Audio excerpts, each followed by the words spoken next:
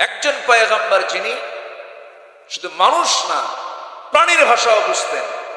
ছোট্ট পিঁপড়া, উনি যাচ্ছেন তার সৈন্যবাহিনী নিয়ে, তার সৈনিকদেরকে নিয়ে তিনি যাচ্ছেন। বিওয়াদিন, একটা উপত্যকার ঠিক মাঝখান দিয়ে তিনি যাচ্ছেন। যেতে যেতেই তিনি শুনতে পেলেন পিঁপড়া তার জনগণকে বলছে, উদখুলু মাসাকিনাকুম, তোমরা তোমাদের গর্তের মধ্যে ঢুকে পড়ো। কিছুক্ষণের মধ্যেই সুলাইমান তার বাহিনী নিয়ে আসতেছে, পদপিষ্ট হয়ে সব মরে যাওয়া। কিন্তু এই কথাটা পিঁপড়ার রাজা, পিঁপড়ার লিডারের কথা শুনেছেন, মানুষের লিডার সুলাইমান আলাইহিস সালাম। তার কানে যখন সংবাদটা গেল, শুনতে পেলেন, চট করে গিয়ে পিঁপড়াটাকে হাতের তালুতে উঠালেন। উঠায়া দুই রাজা কথা কয়, ফাতাবাসসামা দাহিকান, মুচকি মুচকি হাসি মেরে তিনি কথা শুনলেন এবং বললেন। সুবহানাল্লাহ বলবেন না?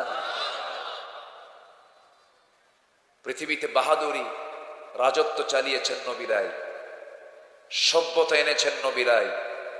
কিয়ামত পর্যন্ত সুলাইমানের মতো বড় রাজত্ব পৃথিবীতে আর কাউকে দেওয়া হবে না।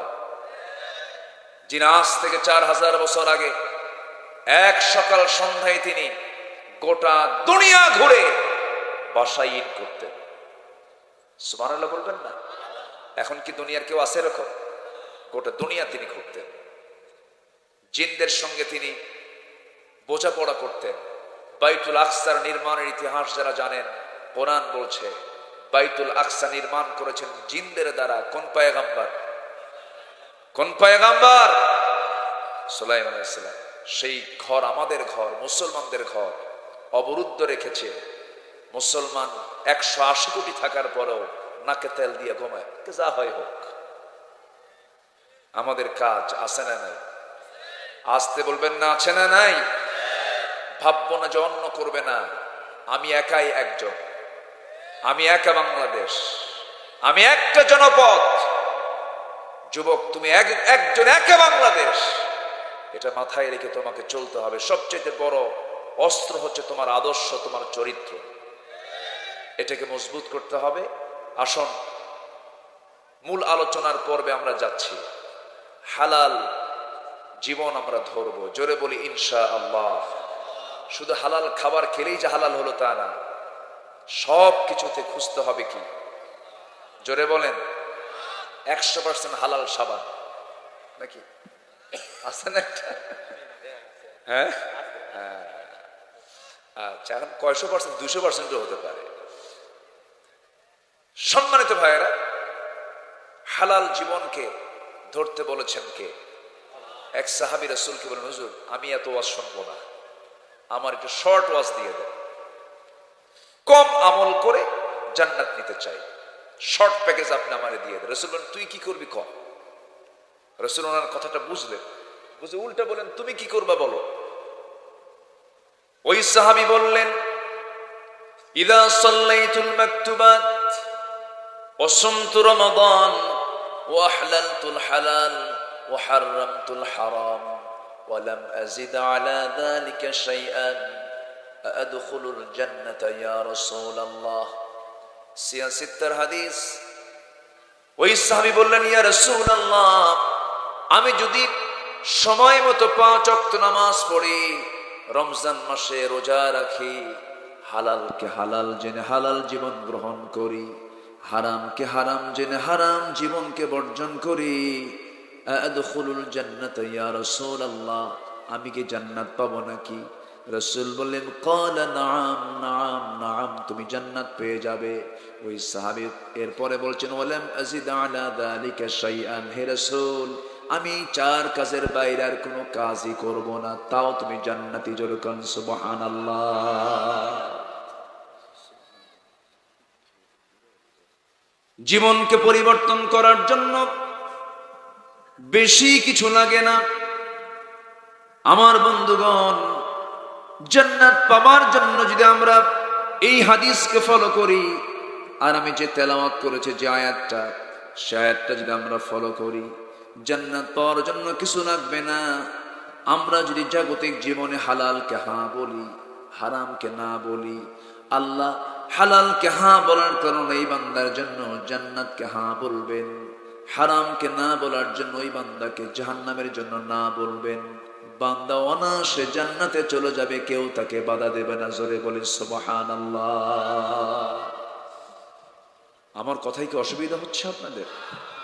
আলোচনা চালিয়ে যাই, জোরে বলি ইনশাআল্লাহ, জোরে বলি ইনশাআল্লাহ। বসো।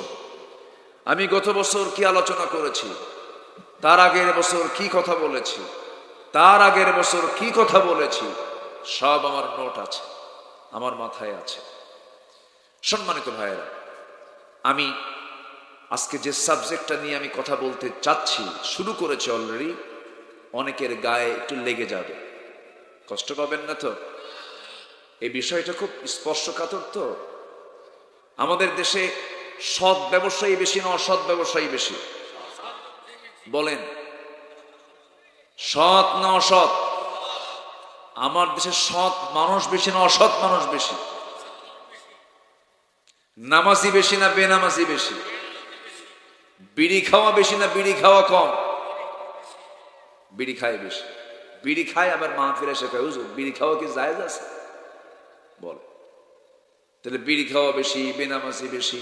দাড়িওয়ালা বেশি না দাড়ি ছাড়া বেশি? ভাই কিন্তু দাড়ি রাখছে, ম্যাক্সিমাম সবার মুখে দাড়ি আছে, আর যাদের দাড়ি নাই তারা ওই রুমাল দিয়ে ঢেকে রাখছে। আচ্ছা সম্মানিত ভাইয়েরা, আচ্ছা তাহলে দাড়ি ছাড়া বেশি, বিড়িওয়ালা বেশি, বেনামাজি বেশি?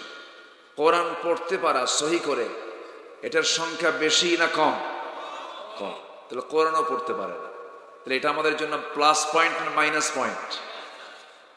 বিপদ না নিরাপদ? আসতে কয়, বিপদ না নিরাপদ? বিপদ, বড় বিপদ এগুলো। আমরা সংশোধন হব, জোরে বলি ইনশাআল্লাহ। আমার খুব মনে পড়ছে মরহুম মকবুর কালু পাটোয়ারির কথা। উনি আসলে আমার এত আতর দিতেন, যে বিছানায় শুয়ে পড়বো সেই বিছানায় আতর ঢেলে দিতেন, এত আতর দিতেন তিনি, তাই না? উনি খুব আতর প্রিয় মানুষ ছিলেন। আমি একদিন অতিরিক্ত আতরের জন্য, মানে কম্বলে এত আতর দিছে ঘুমানোই কঠিন, খুব আতর দিতেন তিনি। আজকে সে আতর চাচা নাই। মরহুম মকবুর কালু পাটোয়ারি রাহিমাহুল্লাহ, আল্লাহ তুমি তার কবরটাকে জান্নাতের টুকরা বানাও। আমি আসবো, উনি রাস্তায় দাঁড়ায় থাকতেন, বুড়া মানুষ, কাউকে খেদমত করতে দিতেন না, উনি নিজে খেদমত করতেন। আল্লাহ তুমি তার কবর, তার ভাইদের কবরকে জান্নাতের নূর দিয়ে মুনাফফার করে দাও। আমিন। ভাই একজন বেঁচে আছেন, একজনই তো না? উনি কই? আছে তো না? দুজন আছে। 6 ভাই একসাথে ছিলেন, কিন্তু 4 ভাই নাই। সবার ছোট জন নাই, সবার বড় জন নাই, মাঝখানে 2 জন আছে, আরো 2 জন নাই, সব চলে গেছে। আমরা শিক্ষা নেব কোন জায়গা থেকে? এগুলোই তো শিক্ষা আমাদের, এদের চলে গেছে।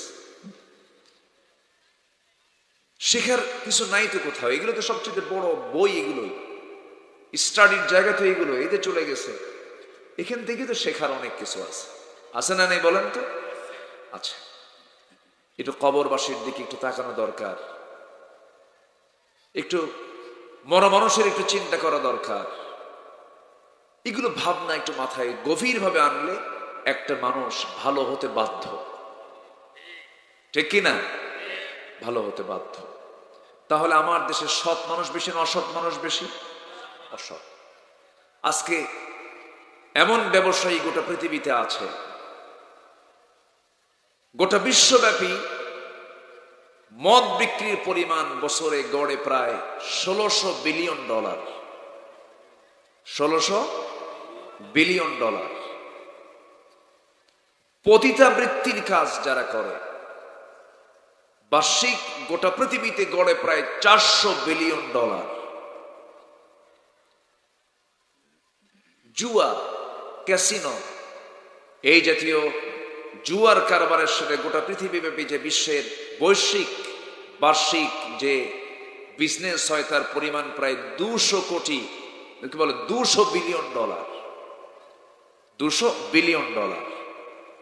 ফ্রি ফায়ার, পাবজি, এই যে কম্পিউটার গেমস গুলো আছে, এই যুবকরা দেখো মুসকে মুসকে হাসেও কিছু কিছু বাচ্চা, ওরা সব বোঝে তো।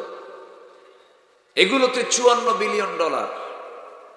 অবৈধ সোনা কারবারি, অস্ত্র বিজনেস, এগুলো সব মিলে বৈশ্বিক বার্ষিক গড়ে প্রায় 2685 বিলিয়ন ডলার বাণিজ্য চলে গোটা দুনিয়াতে। আমার দেশে এগুলো বাণিজ্য নাই তো। আসতে বলে আছে না নাই?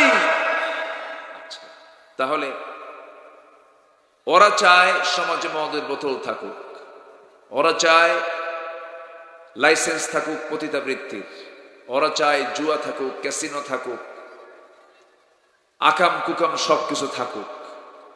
যারা চায় এগুলো থাক, আপনারা কি চান এগুলো থাক? আসতে বলে আরো জোরে বলেন, আপনারা কি চান? তাহলে আপনি চান না, ওরা চায়। ওরা কি আপনাকে বন্ধু মনে করে? আসতে বলে ওরা কি বন্ধু মনে করে? আপনি কি মনে করেন? কই শত্রু মনে করলে? কোথায় শত্রু ভেবেছি আমরা? আমরা শত্রু মনে করিনি তো।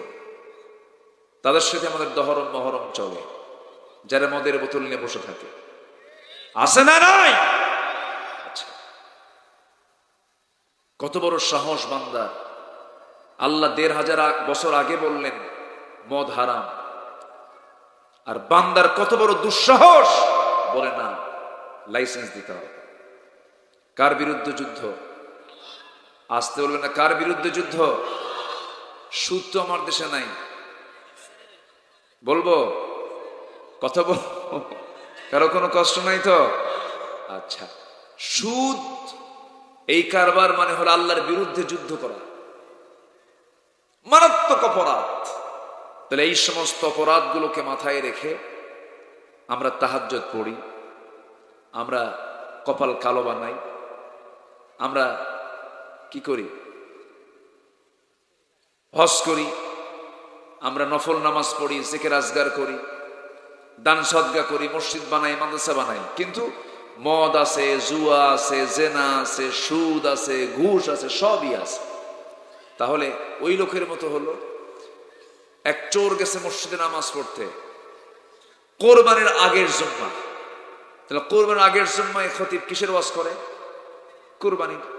এমন ওয়াজ দিছে, চোর ওর দিল গলে গেছে, ভাবলো আমাকে কোরবানি দিতেই হবে, প্রয়োজনে চুরি করে হলো, প্রয়োজনে চুরি করে হলো, চুরি করে গরু কিনে আনতেছে মসজিদের সামনে গিয়া। ইমাম সাহেব ফজরের সময় বের হবে নামাজ পড়বে ওযু বানানোর জন্য। ইমাম দেখে বলে, ব্যাপার এত রাতে গরুর দড়ি হাতে কেন? হুজুর আপনার জন্যই তো। আমার জন্য মানে? হুজুর গরু চুরি করে আনলাম, কি করবা? কুরবানি দেব। কুরবানি দিবা, আমি কি চুরি করে আনতে বলছেন? হুজুর চুরি করে আনতে বলেন নাই, কিন্তু আপনি যে বয়ানটা দিচ্ছেন, আপনি এই বয়ান আমি অস্থির হয়ে গেছে, যেমন করে হোক আমাকে কুরবানি দিতে হবে। তোমার তো এই কুরবানি হবে না। হুজুর আমি জানি আপনি এই জাতীয় কথা বলবেন, কিন্তু আমি একটা হিসাব করছি। কি হিসাব? আমার অঙ্ক হলো কুরবানির যে সওয়াব, প্রতি পশমে একটা করে নেকি, আর চুরি একটা গুনাহ। দেখেন, চিন্তা করেন, চুরি কয়টা গুনাহ? একটা গুনাহ, আর পশমে পশমে একটা করে নেকি।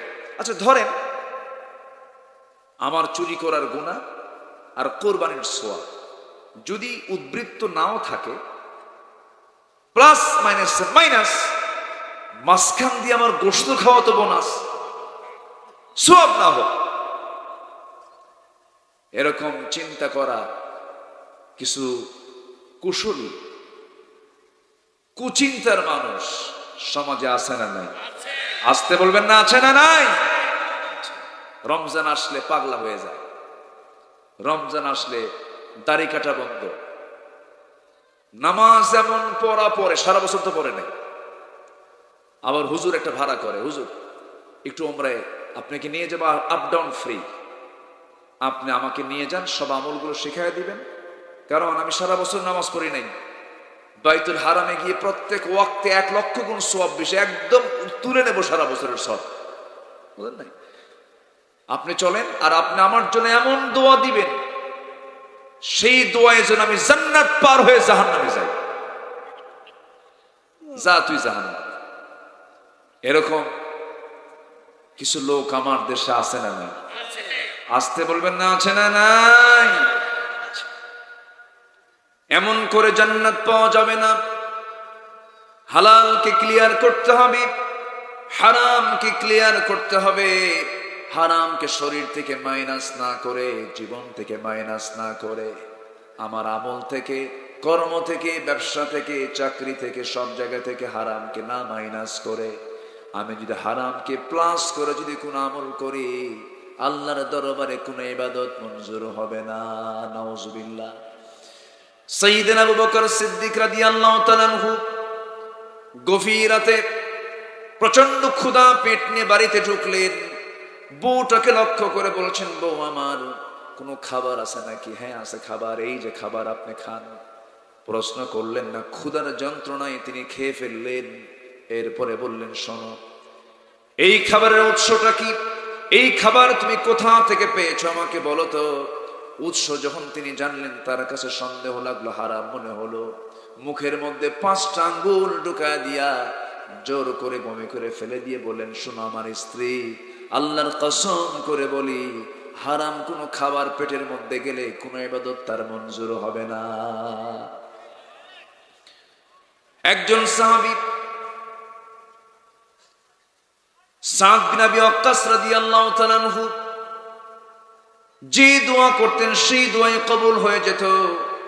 সবাই বলেন, সাদ রে, তুমি যখনই হাত উঁচু করো সঙ্গে সঙ্গে দোয়া কবুল হয়ে যায়, এর কারণটা কি?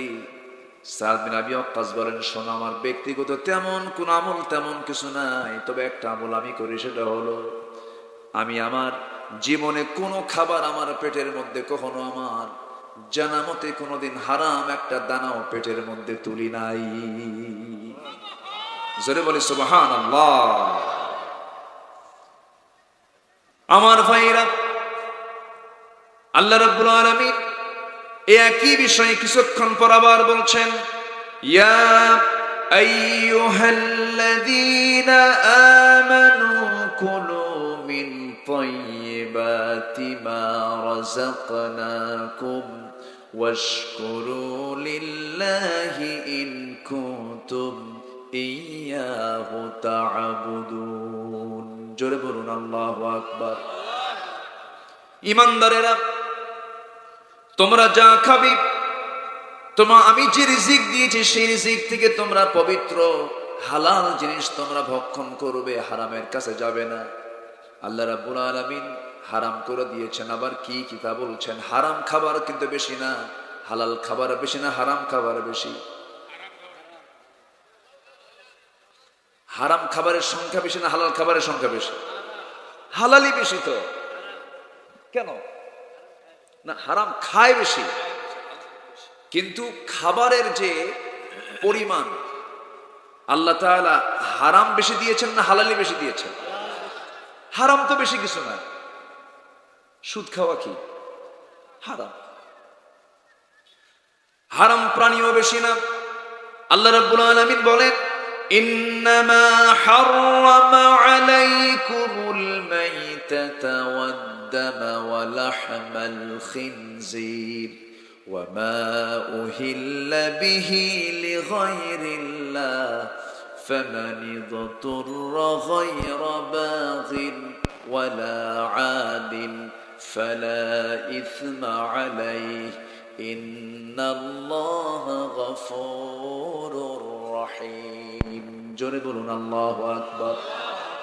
তোমাদের জন্য মৃত প্রাণীকে হারাম করা হয়েছে, রক্তকে হারাম করা হয়েছে, শুকুরের মাংসকে হারাম করা হয়েছে, আল্লাহর নামে যবাহ হয় না এমন প্রাণীকে হারাম করা হয়েছে। এখানে একটা প্রশ্ন আসতে পারে, সেটা হলো, মৃত প্রাণী খাওয়া যাবে না, মৃত ছাগল খাওয়া যাবে না, মৃত মুরগি খাওয়া যাবে না, মৃত গরু খাওয়া যাবে না, মৃত মহিষ খাওয়া যাবে না। কিন্তু সাগরের যে মাছগুলো, এটা কি জীবিত বেশি না মরা বেশি? খাওয়া জায়েজ আছে না নাই? আছে না নাই? কেন? প্রশ্ন আছে না? অবলম্বন করা যাবে না। আপনি আপনি একটা মহিলাকে পছন্দ করতেই পারেন। ও যুবক, তোমার কাছে একটা মেয়ে ভালো লাগতেই পারে, ভালো লাগবে, এটা স্বাভাবিক। কারণ পুরুষ নারীর দিকে আকর্ষিত হবে, নারী পুরুষের দিকে আকর্ষিত হবে, এটা ন্যাচারাল। এটা কে করে দিয়েছেন? আসতে বলবেন না, কে করে দিয়েছেন? কিন্তু আল্লাহ দেখতে চান বান্দা বান্দের এই সম্পর্ক বৈধ না অবৈধ। কি কি কি সম্পর্ক দেখতে চান আল্লাহ? হারাম না হালাল? হালাল সম্পর্ক দেখতে চান। বিবাহ পূর্ব যত সম্পর্ক আছে সমস্ত সম্পর্কগুলো হলো অবৈধ। ওয়ালা মুত্তাখিদি আখদান ওয়ালা মুত্তাখিদাতি আখদান, গোপন গোপন কোন সম্পর্ক তৈরি করা যাবে না। কিন্তু আজকে দেখবেন, আগে হোটেল তৈরি হতো, লোকালয়ে মানুষের মাঝে বেশি হোটেল থাকতো, খাবার হোটেল থাকতো। আজকে হোটেলগুলো লোকালয়ে বেশি না আড়ালে বেশি? লক্ষ্য করছেন কি আপনারা এগুলো? লোকালয়ে বেশি না আড়ালে বেশি? আড়ালে বেশি। এবং অনেক দূরে গ্রামের ভিতরে নিরিবিলি একদম কবুতরের ঘর বানায় রাখছে। কিসের ঘর? মানে জোড়ায় জোড়ায় যেন বসে থাকে। হ্যাঁ, পার্ক না, পার্ক তো আছে, লেখা থাকে শিশু পার্ক, কিন্তু বসে আছে শিশুর মায়েরা, খেলারা। ঠিক কিনা? আর 14ই ফেব্রুয়ারি তো আমি এখানে আসি, এ একটা ঐতিহাসিক দিন আজকে, না? দিন তো পার হলো। হ্যাঁ, ফাইন, আপনি সুন্দর কথা বলেছেন। ওয়ালা তাকরাবুজ জিনা ইন্নাহু কানা ফাহিশাতাও ওয়া সাআ সাবিলা। 14ই ফেব্রুয়ারি এটা একটা নিকৃষ্ট পথ। ওয়া সাআ সাবিলা, ওয়া সাআ সাবিলা, ঠিক কিনা? এগুলোকে যারা প্রমোট করছে, 14ই ফেব্রুয়ারি, 31শে ডিসেম্বর, 1 এপ্রিল, তারপরে 1 বৈশাখ, 1 এপ্রিলও আছে, 1 এপ্রিল, 1 বৈশাখ সহ এই সমস্ত যে দিবসগুলো, এই সমস্ত দিবসের সাথে ইসলামের ন্যূনতম কোনো সম্পর্ক নাই। ঠিক কিনা? কোনো সম্পর্ক নাই। আমরা এই সমস্ত কথা বললে আমরা হয়ে যাই মৌলবাদী, ধর্মান্ধ, রক্ষণশীল, কট্টরপন্থী, জঙ্গি। ঠিক কিনা? জঙ্গি হয়ে যায়। যত বলেন, যত খুশি করেন না কেন, ইমানদারকে ইমানদারের লাইন থেকে এক চুল পরিমাণ নড়াতে পারবেন না। ঠিক কিনা? যুগে যুগে যারা সঠিক ইমানদার, তারা হাসতে হাসতে বাতিলদের অত্যাচার সহ্য করে করে দুনিয়া থেকে বিদায় নিয়েছেন। মাথা নত করেননি তারা কারো কাছে, তারা মাথা বিক্রি করেননি। ইমাম ইবনু তাইমিয়া রাহমাতুল্লাহ আলাইহি দামেস্কের জেলখানায়, কিসের জেলখানায়? দামেস্কের জেলখানায়, জেল আর জেল সুপার এসে কান্দে আর বলে, হুজুর আমারে মাফ করে দিয়ে। কেন? কিচ্ছু করতে পারতেছি না আপনার জন্য, আপনাকে অযথা ধরে রাখছে, আমরা অসহায়, আমরা হুকুমের গোলাম, তো আমাদের কি এর জন্য কি আমাদের জবাবদিহি করা লাগবে? ইমাম ইবনে তাইমিয়া বললেন, তোমাদের মতো ব্যক্তির কারণে জালিমরা জুলুম করার সুযোগ পায়। কথা বোঝা যায়? আহমদ ইবনে হাম্বলকে জেলখানা আটকিয়ে রেখেছে। সেম একই প্রশ্ন, তিনি একইভাবে উত্তর দিয়েছেন। শোনেন, কোরআন তেলাওয়াতে রক্ত ঝরানোর প্রয়োজন হয় না। কোরআন শুধু তেলাওয়াত করলে পুরস্কার পাওয়া যায়, আন্তর্জাতিকভাবে অনেক স্বীকৃতি পাওয়া যায়। কেউ আপনাকে অসম্মান করবে না কোরআন তেলাওয়াত করলে। কোরআন তেলাওয়াতে সম্মান পাওয়া যায়, আর কোরআন প্রতিষ্ঠার সংগ্রাম করতে গেলে কল্লা দিয়ে দিতে হয়। সম্মানিত ভাই, মুরব্বী দাঁড়ায় উঠতেছে, বুঝতেছি। যদিও হ্যাঁ, খুব সুন্দর ভাষা এই এলাকার, না? ফাইন করে বললো না, এই এলাকার ভাষাই তো এটা, না? জি আলহামদুলিল্লাহ, ভাষাগুলো অনেক সুন্দর, বলি আলহামদুলিল্লাহ। আলোচনা চালিয়ে যাই, আলোচনা চালিয়ে যাই। সম্মানিত ভাইরা, আমার দিকে তাকান। তাহলে একই কোরআন একজন তেলাওয়াত করে সে পুরস্কার পায়, আবার একই কোরআন যে প্রতিষ্ঠার সংগ্রাম করে তাকে দুনিয়া থেকে বিদায়ী হতে হয়। একই কোরআন, কিন্তু তার দুইজনের কাজ কি একরকম না দুই রকম? দুই রকম। আমরা একটা পাখিকে হারিয়ে ফেলেছি। আমার এমন কোন দোয়া নাই যে দোয়ায় তার জন্য আমার দোয়া বাদ যায়। যেন এই ময়দানটা যেন কেমন যেন একটা মরা মরা ভাব হয়ে গেছে। সম্মানিত ভাইয়েরা, উনি আমাকে খুব ভালোবাসতেন। ওনার প্রতিষ্ঠিত দারুল কোরআন সিদ্দিকে মাদ্রাসায় আমি প্রতি বছর যেতাম।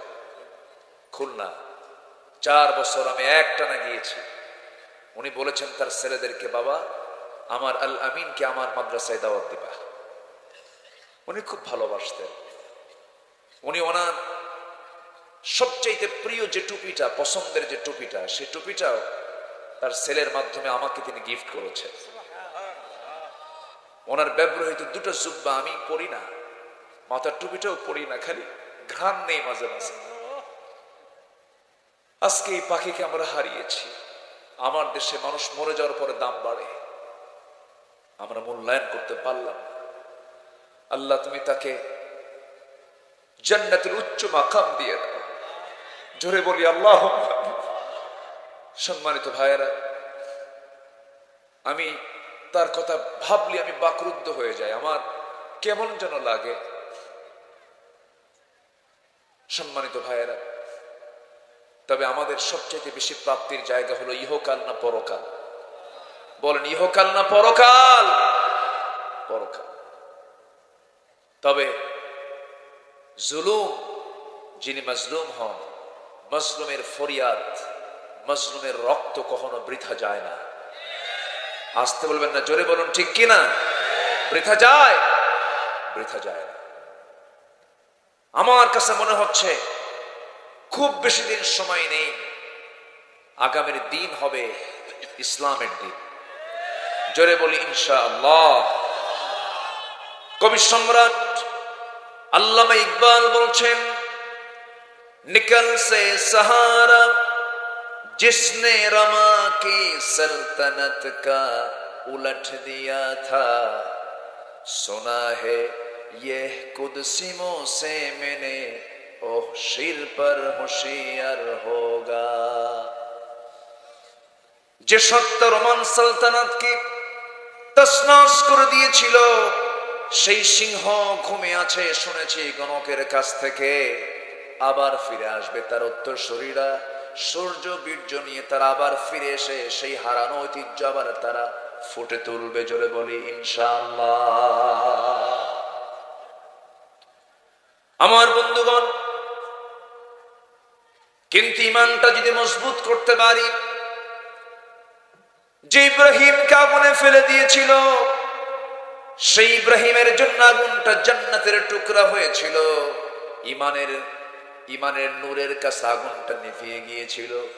আল্লামা ইকবাল বলছেন, আজফি হজু ইব্রাহিম কা ইমা পয়দা আগ কর সকতি হ্যায় এক আন্দাজ গুলিস্তা পয়দা। আজ কোথাও যদি উদয় হয় ইব্রাহিমের মতো ইমান করতে পারে অগ্নিকুণ্ডে খুবসুরত এক গুলিস্তান। জোরে বলুন আল্লাহু আকবার। যুগে যুগে যারা আল্লাহর পথে যারা লড়াই করে গেছেন, তাদের তামান্না ছিল 1000 বার মরব, 1000 বার যদি আল্লাহ জীবিত করেন 1000 বার শহীদ হয়ে যাব, তবু বাতিলের কাছে আমরা মাথা নত করব না। আল্লামা ইকবালের সেই কালোজয়ী কবিতাগুলো ইতিহাস অমর হয়ে আছে। আরেক জায়গায় তিনি বলছেন, বাতিল সে দবনে ওয়ালে, বাতিল সে দবনে ওয়ালে आया सिमा नहीं हम उबर कर चुका है तो इम्तिहा हमारा। जोरे बोलुन अल्लाहु আকবার। 100 বার জীবন দিতে আমরা প্রস্তুত আছি, কিন্তু ইমানদার 100 বার জীবন দিতে পারে কিন্তু বাতিলের সামনে কখনো মাথা নত করতে পারে না। সাহাবায়ে কেরামের শিক্ষাগুলো দিয়ে গেছেন, আল্লাহর নবীর শিক্ষাগুলো দিয়ে গেছেন। হারাম কোন পথ তারা অবলম্বন করেন নাই, বিকৃত পথ তারা অবলম্বন করেন নাই, অনৈতিক কোন পথ তারা কখনো গ্রহণ করেন নাই। আল্লাহ রাব্বুল আলামিন সেজন্য বলছেন, বান্দা তাগুতকে আগে অস্বীকার করো, এরপরে তুমি ঈমান আনো। ফামাইয়াকফুর বিত্তাগুতি ওয়া ইউমিন বিল্লাহ ফাকাদ ইসতামসাকা বিল উরওয়াতিল বুসকা লা ফিসামা লাহা। জোরে বলুন আল্লাহু আকবার। যে বান্দা তাগুতকে অস্বীকার করল, ঈমানকে যে বান্দা গ্রহণ করল, তার শক্ত অবস্থানের চাইতে আর কার শক্ত অবস্থান হতে পারে যা কখনো ভাঙবার নয়। এই জন্য আমরা তাগুতকে অস্বীকার করব। তাগুত মানে হলো যে নিজে মানে না আল্লাহকে, কাউকে মানতে দেয় না, যে নিজে আল্লাহর আইনকে মানে না, অন্য কাউকে মানতে দেয় না, তারাই হলো তাগুত। এমন তাগুত বুঝি বাংলার জমিনে নাই? আসতে বলবেন না, আছে না নাই? আমার বন্ধুগণ, একটু কান লাগান। হারাম কোন পন্থা আমরা অবলম্বন করব না, হারাম কোন কাজের দিকে আমরা যাব না। আল্লাহ রাব্বুল আলামিন আরেক জায়গায় বলছেন, তাআওয়ানু আলাল বিররি ওয়াত তাকওয়া ওয়া লা তাআওয়ানু আলাল ইসমি ওয়াল উদওয়ান। ভালো কাজে, পুণ্যের কাজে পরস্পরকে সহযোগিতা করো, হারাম কাজে, যেটা অবৈধ কাজ, পাপের কাজ, সেই কাজে তোমরা পরস্পরকে সাহায্য করতে যেও না। কার কথা? আসতে বলবেন না, কার কথা? আল্লাহর কথা। আজকে মদ সমাজ অ্যাভেলেবেল হয়ে গেছে, মদের বোতল রাজবাড়ী জেলার মনে হয় কোথাও পাওয়া যায় না। আসতে বলবেন না, আছে না নাই? রাজবাড়ী জেলার, শুধু রাজবাড়ী জেলার প্রবলেম নয় এটা, শুধু যশোরের প্রবলেম নয়, শুধু ফরিদপুরের প্রবলেম নয়, গোটা দেশের 64 ডিস্ট্রিক্টে, 64 জেলাতে মদের বোতল পাওয়া যায়, মদের দোকান পাওয়া যায়। কিন্তু এদিকে প্রশাসন বলে, হুজুর মাদকের বিরুদ্ধে কথা বলবেন। একটা প্রশ্ন করব আপনাকে, কূপের মধ্যে বিড়াল পড়ে মরে আছে, আপনি পানি পরিষ্কার করার জন্য আগে বিড়াল তুলবেন না পানি তুলবেন?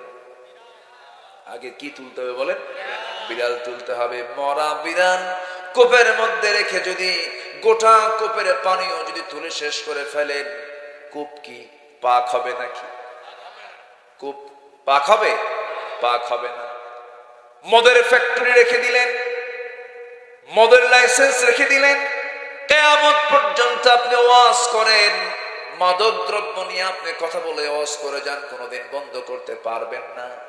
জেনা বন্ধ করতে পারবেন না। পর্দার বিধান না হলে পরে একটা মেয়ে উলঙ্গ হয়ে অর্ধলগ্ন হয়ে রাস্তায় ঘুরে বেড়াচ্ছে, ছেলেকে বলতেছে খবরদার তাকাবি না, এটা কি কাম হবে? কাম হবে না। বরঞ্চ তার গায়ে কাপড়টা ঢেকে দিয়ে বলতে হবে পর্দার বিধানটাকে জারি করো, তাহলে তাকাবে না। কিন্তু মেয়েকে উলঙ্গ করে রেখে দিয়েছে বলে তাকাবি না, ইফটিজিং মামলা দেব। এটা তো সিস্টেম নয়। আমার বন্ধুগণ, পর্দার ব্যাপারে কথা বললে আমাদেরকে বলা হয় রক্ষণশীল। মদ এমন একটি গুনার নাম, রাসূল নিজে বলেছেন, আল খামরু উম্মুল খাবাইস। মদ হলো সমস্ত পাপের মা, সমস্ত পাপের মা। রাসূল বলে দিয়েছেন পাপ, সমস্ত পাপের মা কেমনে হয় দেখেন। কোন এক আল্লাহওয়ালা, কোন এক আল্লাহর ওলি এক নগরে বসবাস করতেন। ওই নগরী একজন জঘন্য চরিত্রহীনা নারীর বসবাস ছিল, পতিতা নারীর বসবাস ছিল। সেই মহিলা টার্গেট করলো, জীবনে বহু হাজারো পুরুষের জীবন নষ্ট করেছি, এই আল্লাহর ওলিকে টার্গেট করলাম। টার্গেট করে কোন একদিন বেকায়দার মধ্যে ফেলে দিয়া তাকে একাকী ঘরের মধ্যে তুলে ফেলেছে। বলতেছে, শোনো, তুমি কে আমি চিনি, আমাকে তুমি চিনতে পারো নাই, তবে আমি হলাম এই নগরের সবচেয়ে খারাপ একজন নারী, পতিতা নারী। তুমি যদি আমার তিনটা কথা ফলো করো তুমি নিরাপদ, আমি তোমাকে বিপদে ফেলবো না। তিনটার যে কোনো একটা তুমি আমার ফলো করবে, নচেত আমি একটা এমন চিল্লানি মারবো শহরের নগরের সমস্ত লোক এসে তোমাকে এই অবস্থায় দেখলে তোমার মান সম্মান ডুবে যাবে। এই তিনটা কাজের এক নাম্বার কাজ হলো এই যে মদের বোতল, এখান থেকে এক ঢোক তোমাকে খেতে হবে, ছেড়ে দেব, অথবা আমার সঙ্গে জেনা করতে হবে নাম্বার 2। নাম্বার 3, এই যে শিশু বসে আছে একে খুন করতে হবে। আল্লাহওয়ালা মনে মনে চিন্তা করে খুন তো প্রশ্নই আসে না, কাতালান নাসা জামিআ, একটা মানুষকে মেরে ফেলা মানে গোটা বিশ্বের মানুষকে মেরে ফেলে দেওয়া, এটা সম্ভব না। জেনা করলে কি ঈমান থাকে না, এটাও সম্ভব নয়। মদের বোতলের দিকে বারবার তাকায় মনে মনে চিন্তা করে যদিও গুনার কাজ, আমাকে তো বাঁচাও দরকার। এটাকে তিনি দুর্বল মনে করলেন, তিনটার মধ্যে দুর্বল মনে করলেন। যখন তিনি মদের বোতলটা খুলে যখন একটা ঢোক মেরে দিয়েছেন, তাল না মাতাল? আসতে কয় মানুষ মদ খেলে তাল হয় না মাতাল হয়? মাতাল হয়ে যায়। কোন এক বেচিনে মদ খায়া রাত 3টার দিকে গেছে বাড়ির সামনে, বাড়ির সামনে দাঁড়ায়া বউকে ডাক দেয়। বউ ডাক শুনি ভাবছে যে আমার স্বামী রাত 3টার দিকে আসা মানে খাইছে কিছু নাকি। বউ তো জানে স্বামীর রিপোর্টটা কি। আচ্ছা, স্বামীর খবর সবচেয়ে পৃথিবীতে সবার আগে বেশি বোঝে কে? স্ত্রী। স্ত্রীর খবর সবার আগে বেশি বোঝে কে? স্বামী। দেখেন আল্লাহ তাআলা বলছেন হুন্না লিবাসুল লাকুম ওয়া আনতুম লিবাসুল লাহুন্না। বিশাল বিষয়। কিন্তু স্বামী যদি সার্টিফিকেট দেয় আমার বউটা ভালো, আল্লাহ বলবেন ওই বান্দি আমার ভালো। জোরে বলেন সুবহানাল্লাহ। তাহলে সার্টিফিকেট নিতে হবে স্বামীর জন্য কার কাছ থেকে? স্ত্রীর কাছ থেকে। স্ত্রীর জন্য স্বামীর কাছ থেকে। রাসূল নিজেও বলেছেন আমি সার্টিফিকেট নিয়েছি, আমি আমার বউদের কাছে ভালো। জোরে বলি সুবহানাল্লাহ। বউয়ের কাছে ভালো হওয়া কিন্তু সহজ না। বউয়ের কাছে ভালো হতে হলে একদম রিয়েলি আপনাকে ভালো হতে হবে। মানুষের কাছে ভালো হওয়া যায় মানে পাবলিক ক্যারেক্টার আর পার্সোনাল ক্যারেক্টার দুই রকম না। বউ পার্সোনাল এবং পাবলিক দুটোই বোঝে। এজন্য আমাদের সবার চেষ্টা করতে হবে দুনিয়ার কারো কাছে যতটুকু না ভালো আছে সবচেয়ে বেশি ভালো হতে হবে কার কাছে? স্ত্রীর কাছে ভালো থাকতে হবে। কারণ বউ জানে আমার স্বামী কত নাম্বার লুচ্চা। কথা বোঝেন? বউ জানে। আপনি যত বড় বুজুর্গ হন, যদি আপনি বুজুর্গ না হন, রিয়েলি একদম সোজা মুখে বলে ফেলবেন কত নাম্বার বুজুর্গ আমার জানা আছে, বসো। কথা বোঝেন না? এটাই আমার নবীজি কি ব্যক্তিত্ব সম্পন্ন ছিলেন যে তার স্ত্রীরা বলতে বাধ্য হয়েছেন এমন চরিত্রের মানুষ আমরা দেখি নাই। জোরে বলি সুবহানাল্লাহ। তো বউ এখন রাতের আধারে দরজা খুলতে ভয় পাচ্ছে। রাত 3টায় ও তো মদ খেয়ে আসছে, কি করা যায়? ছেলেটাকে ডাক দিয়ে বলে আব্বা তুমি একটু ওঠো, তোমার আব্বা আসছে, আমি ভয় পাচ্ছি, চলো একসঙ্গে দরজা খুলি। দরজা খুলতে নিয়ে দেখে চোখ লাল টকটকা। চোখ যদি লাল টকটকা হয় তাহলে কি খাইছে বলেন? আর ঠোঁট যদি কালো কুসকুস হয় তাহলে কি খাইছে? বিড়ি। দেখেন কি সিস্টেম আল্লাহ, একদম মানে ওর মুখে সিল মেরে দিছে। মদ খাবি চোখ লাল হয়ে যাবে, বিড়ি খাবি ঠোঁট কালো হবে, চিহ্নিত করে দিয়েছেন আল্লাহ তাআলা, তাই না? বালা মান কাসাবা সাইয়্যাতান ওয়া আহাতাত বিহি খাতিআতুহু। আমি আয়াতের উপরে এর আগে এখানে আলোচনা করেছি, আমার মনে আছে। তো এখন দরজা খোলা মাত্রই চোখ লাল টকটকা। বইয়ের দিকে তাকায়া বলতেছে আম্মা আসসালামু আলাইকুম। বউ কয় হাই রে আমার পোড়া কপাল রে, তোমার কি একটু হুঁশ হলো না? যুবক ছেলে সামনে দাঁড়ায় আছে, তার সামনে তুমি আমার আম্মা বলে ডাকো? এরকম বেকুবি আচরণ করে নাকি? আমি তোমার কি একটু বোঝো না, একটু হুঁশ নাই তোমার? এই যে একটা ছেলে দাঁড়ানো, ছেলের দিকে তাকায়া বলে দুলা ভাই আসসালামু আলাইকুম। কি কথা কি বুঝতেছেন? তাহলে দোষ কি ওর? কিন্তু ওকে মাতাল করে দিল কি? কি মাতাল করে দিল? মদ ওকে মাতাল করে দিয়েছে। আল্লাহ তাআলা মদ ১৫০০ বছর আগে হারাম করে দিলেন। আজ পর্যন্ত আমার দেশে ৭১ দেশ স্বাধীন হলো, আজকে ২০২৪। চুয়াডাঙ্গার দর্শনায় কেরুয়ান কং, ওখানে মদ বানায়। গত বছর, আগের বছর, তার আগের বছর, কয়েক বছর যাবত ওই মদ বিক্রি করে বেশ কিছু টাকা কামাই হচ্ছে, আলহামদুলিল্লাহ। কি কইছেন আপনি? নাউজুবিল্লাহ কইছেন না আলহামদুলিল্লাহ কইছেন? নাউজুবিল্লাহ কইছেন? যাক, আমার কোথায় আছে বলে কথা বলবো? কোনো সমস্যা নাই তো? জোরে বলি ইনশাআল্লাহ। তাহলে মাছ কেন হারাম হলো না? মরা প্রাণী, কথা বাদ আছে না? ওটা শুনবেন না? এদিকে আল্লাহর ওলি ঢুকে, আল্লাহর ওলিকে মেসে ফেলায় দিছে কে? এক খারাপ নারী, এবং তাকে দিয়েছে ৩টা অপশন। মদ খাবি, জেনা করবি, নয় কি করবি? হত্যা করবি। মাঝখানে ২জন ওঠে কেন? আবার আসবেন? আবার আসবে তো নাকি? আচ্ছা, এই আপনার বসে, কোনো ওঠাউঠি নাই, হ্যাঁ? ঠিক আছে কি না? আমি খুব বেশি কষ্ট দেব না, এই তো আর কিছুক্ষণ, আর একটু সময় আমি চাচ্ছি। আমাকে কষ্ট সময় দেওয়া যাবে না ইনশাআল্লাহ? একটু বসেন, আপনারা আসতে দেরি করেছেন, আমি আরো আগে উঠতে চেয়েছিলাম। হ্যাঁ, ফজর আজান পর্যন্ত থাকেন আপনারা, আমি চলে যাব না। আমার কি আর সম্ভব? আমার তো এক রাত না, আমার তো সব রাত, সব দিকে তাকাতে হবে। আমাদের ওয়াজ বেশি দরকার না আমল বেশি দরকার? ওয়াজ বেশি দরকার না আমল বেশি দরকার? হালাল গ্রহণ, বলেন হালাল গ্রহণ, হারাম বর্জন। জোরে বলি ইনশাআল্লাহ। মনে থাকবে তো? আমার বন্ধুগণ,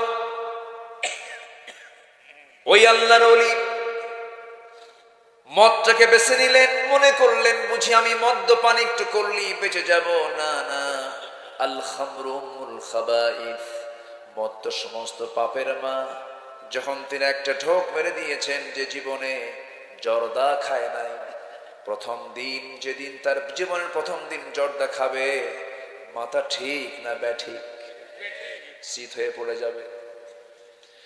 মদের বোতল থেকে এক ঢোক যখন মেরে দিয়েছে, মাতাল হয়ে গেছে। মাতাল যখন হয়ে যায়, জেনাটা তার জন্য কঠিন না সহজ হয়ে যায়? জেনাও হলো, তখন তার জন্য খুন করাটাও কঠিন হয় না সহজ হয়? খুন হয়ে গেল, একটা পাপ আর একটা পাপকে টেনে আনে, তার নাম হলো মদ। সেই মদ যুবকরা যারা তোমার হাতে তুলে দিতে চায়, যে ইয়াবা তোমার হাতে তুলে দিতে চায়, অবৈধ নারী যারা তোমার হাতে তুলে দিতে চায়, খুব মনোযোগ দিয়ে শোনো, সে তোমাকে জাহান্নামের দিকে নিয়ে যেতে চায়। যে নেতৃত্ব মানতে গেলে মদের বোতল তোমার হাতে তুলে দেয়, নারী তোমার হাতে তুলে দেয়, তারপরে জুয়ার আসর তোমার হাতে তুলে দেয়, ওই সমস্ত নেতৃত্বের মুখে আমরা থুতু মারি, জুতা মারি। রাজি আছেন কারা কারা? হাত উঁচু করে দেখান মুসলমান।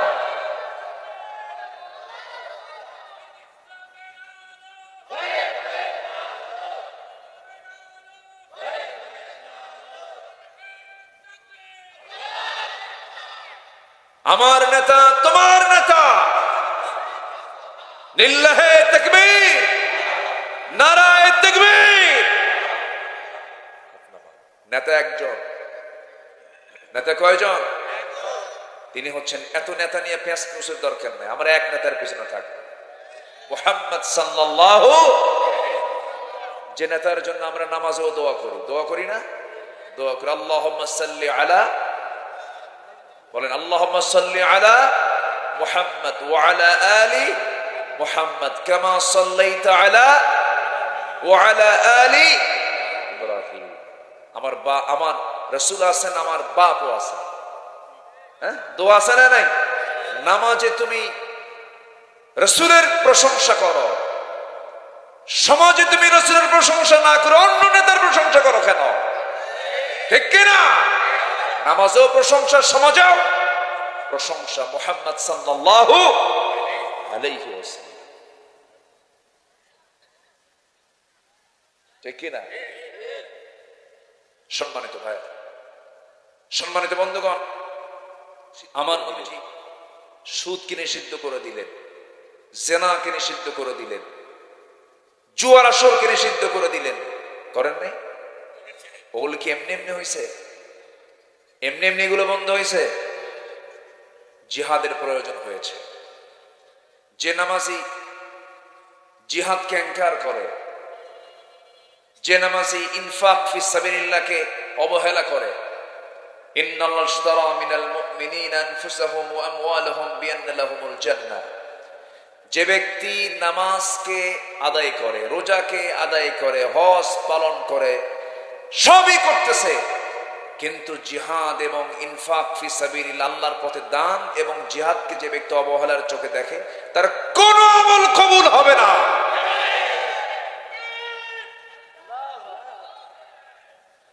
সম্মানিত ভাই, আল্লাহ তুমি সবাইকে বোঝার তৌফিক দাও।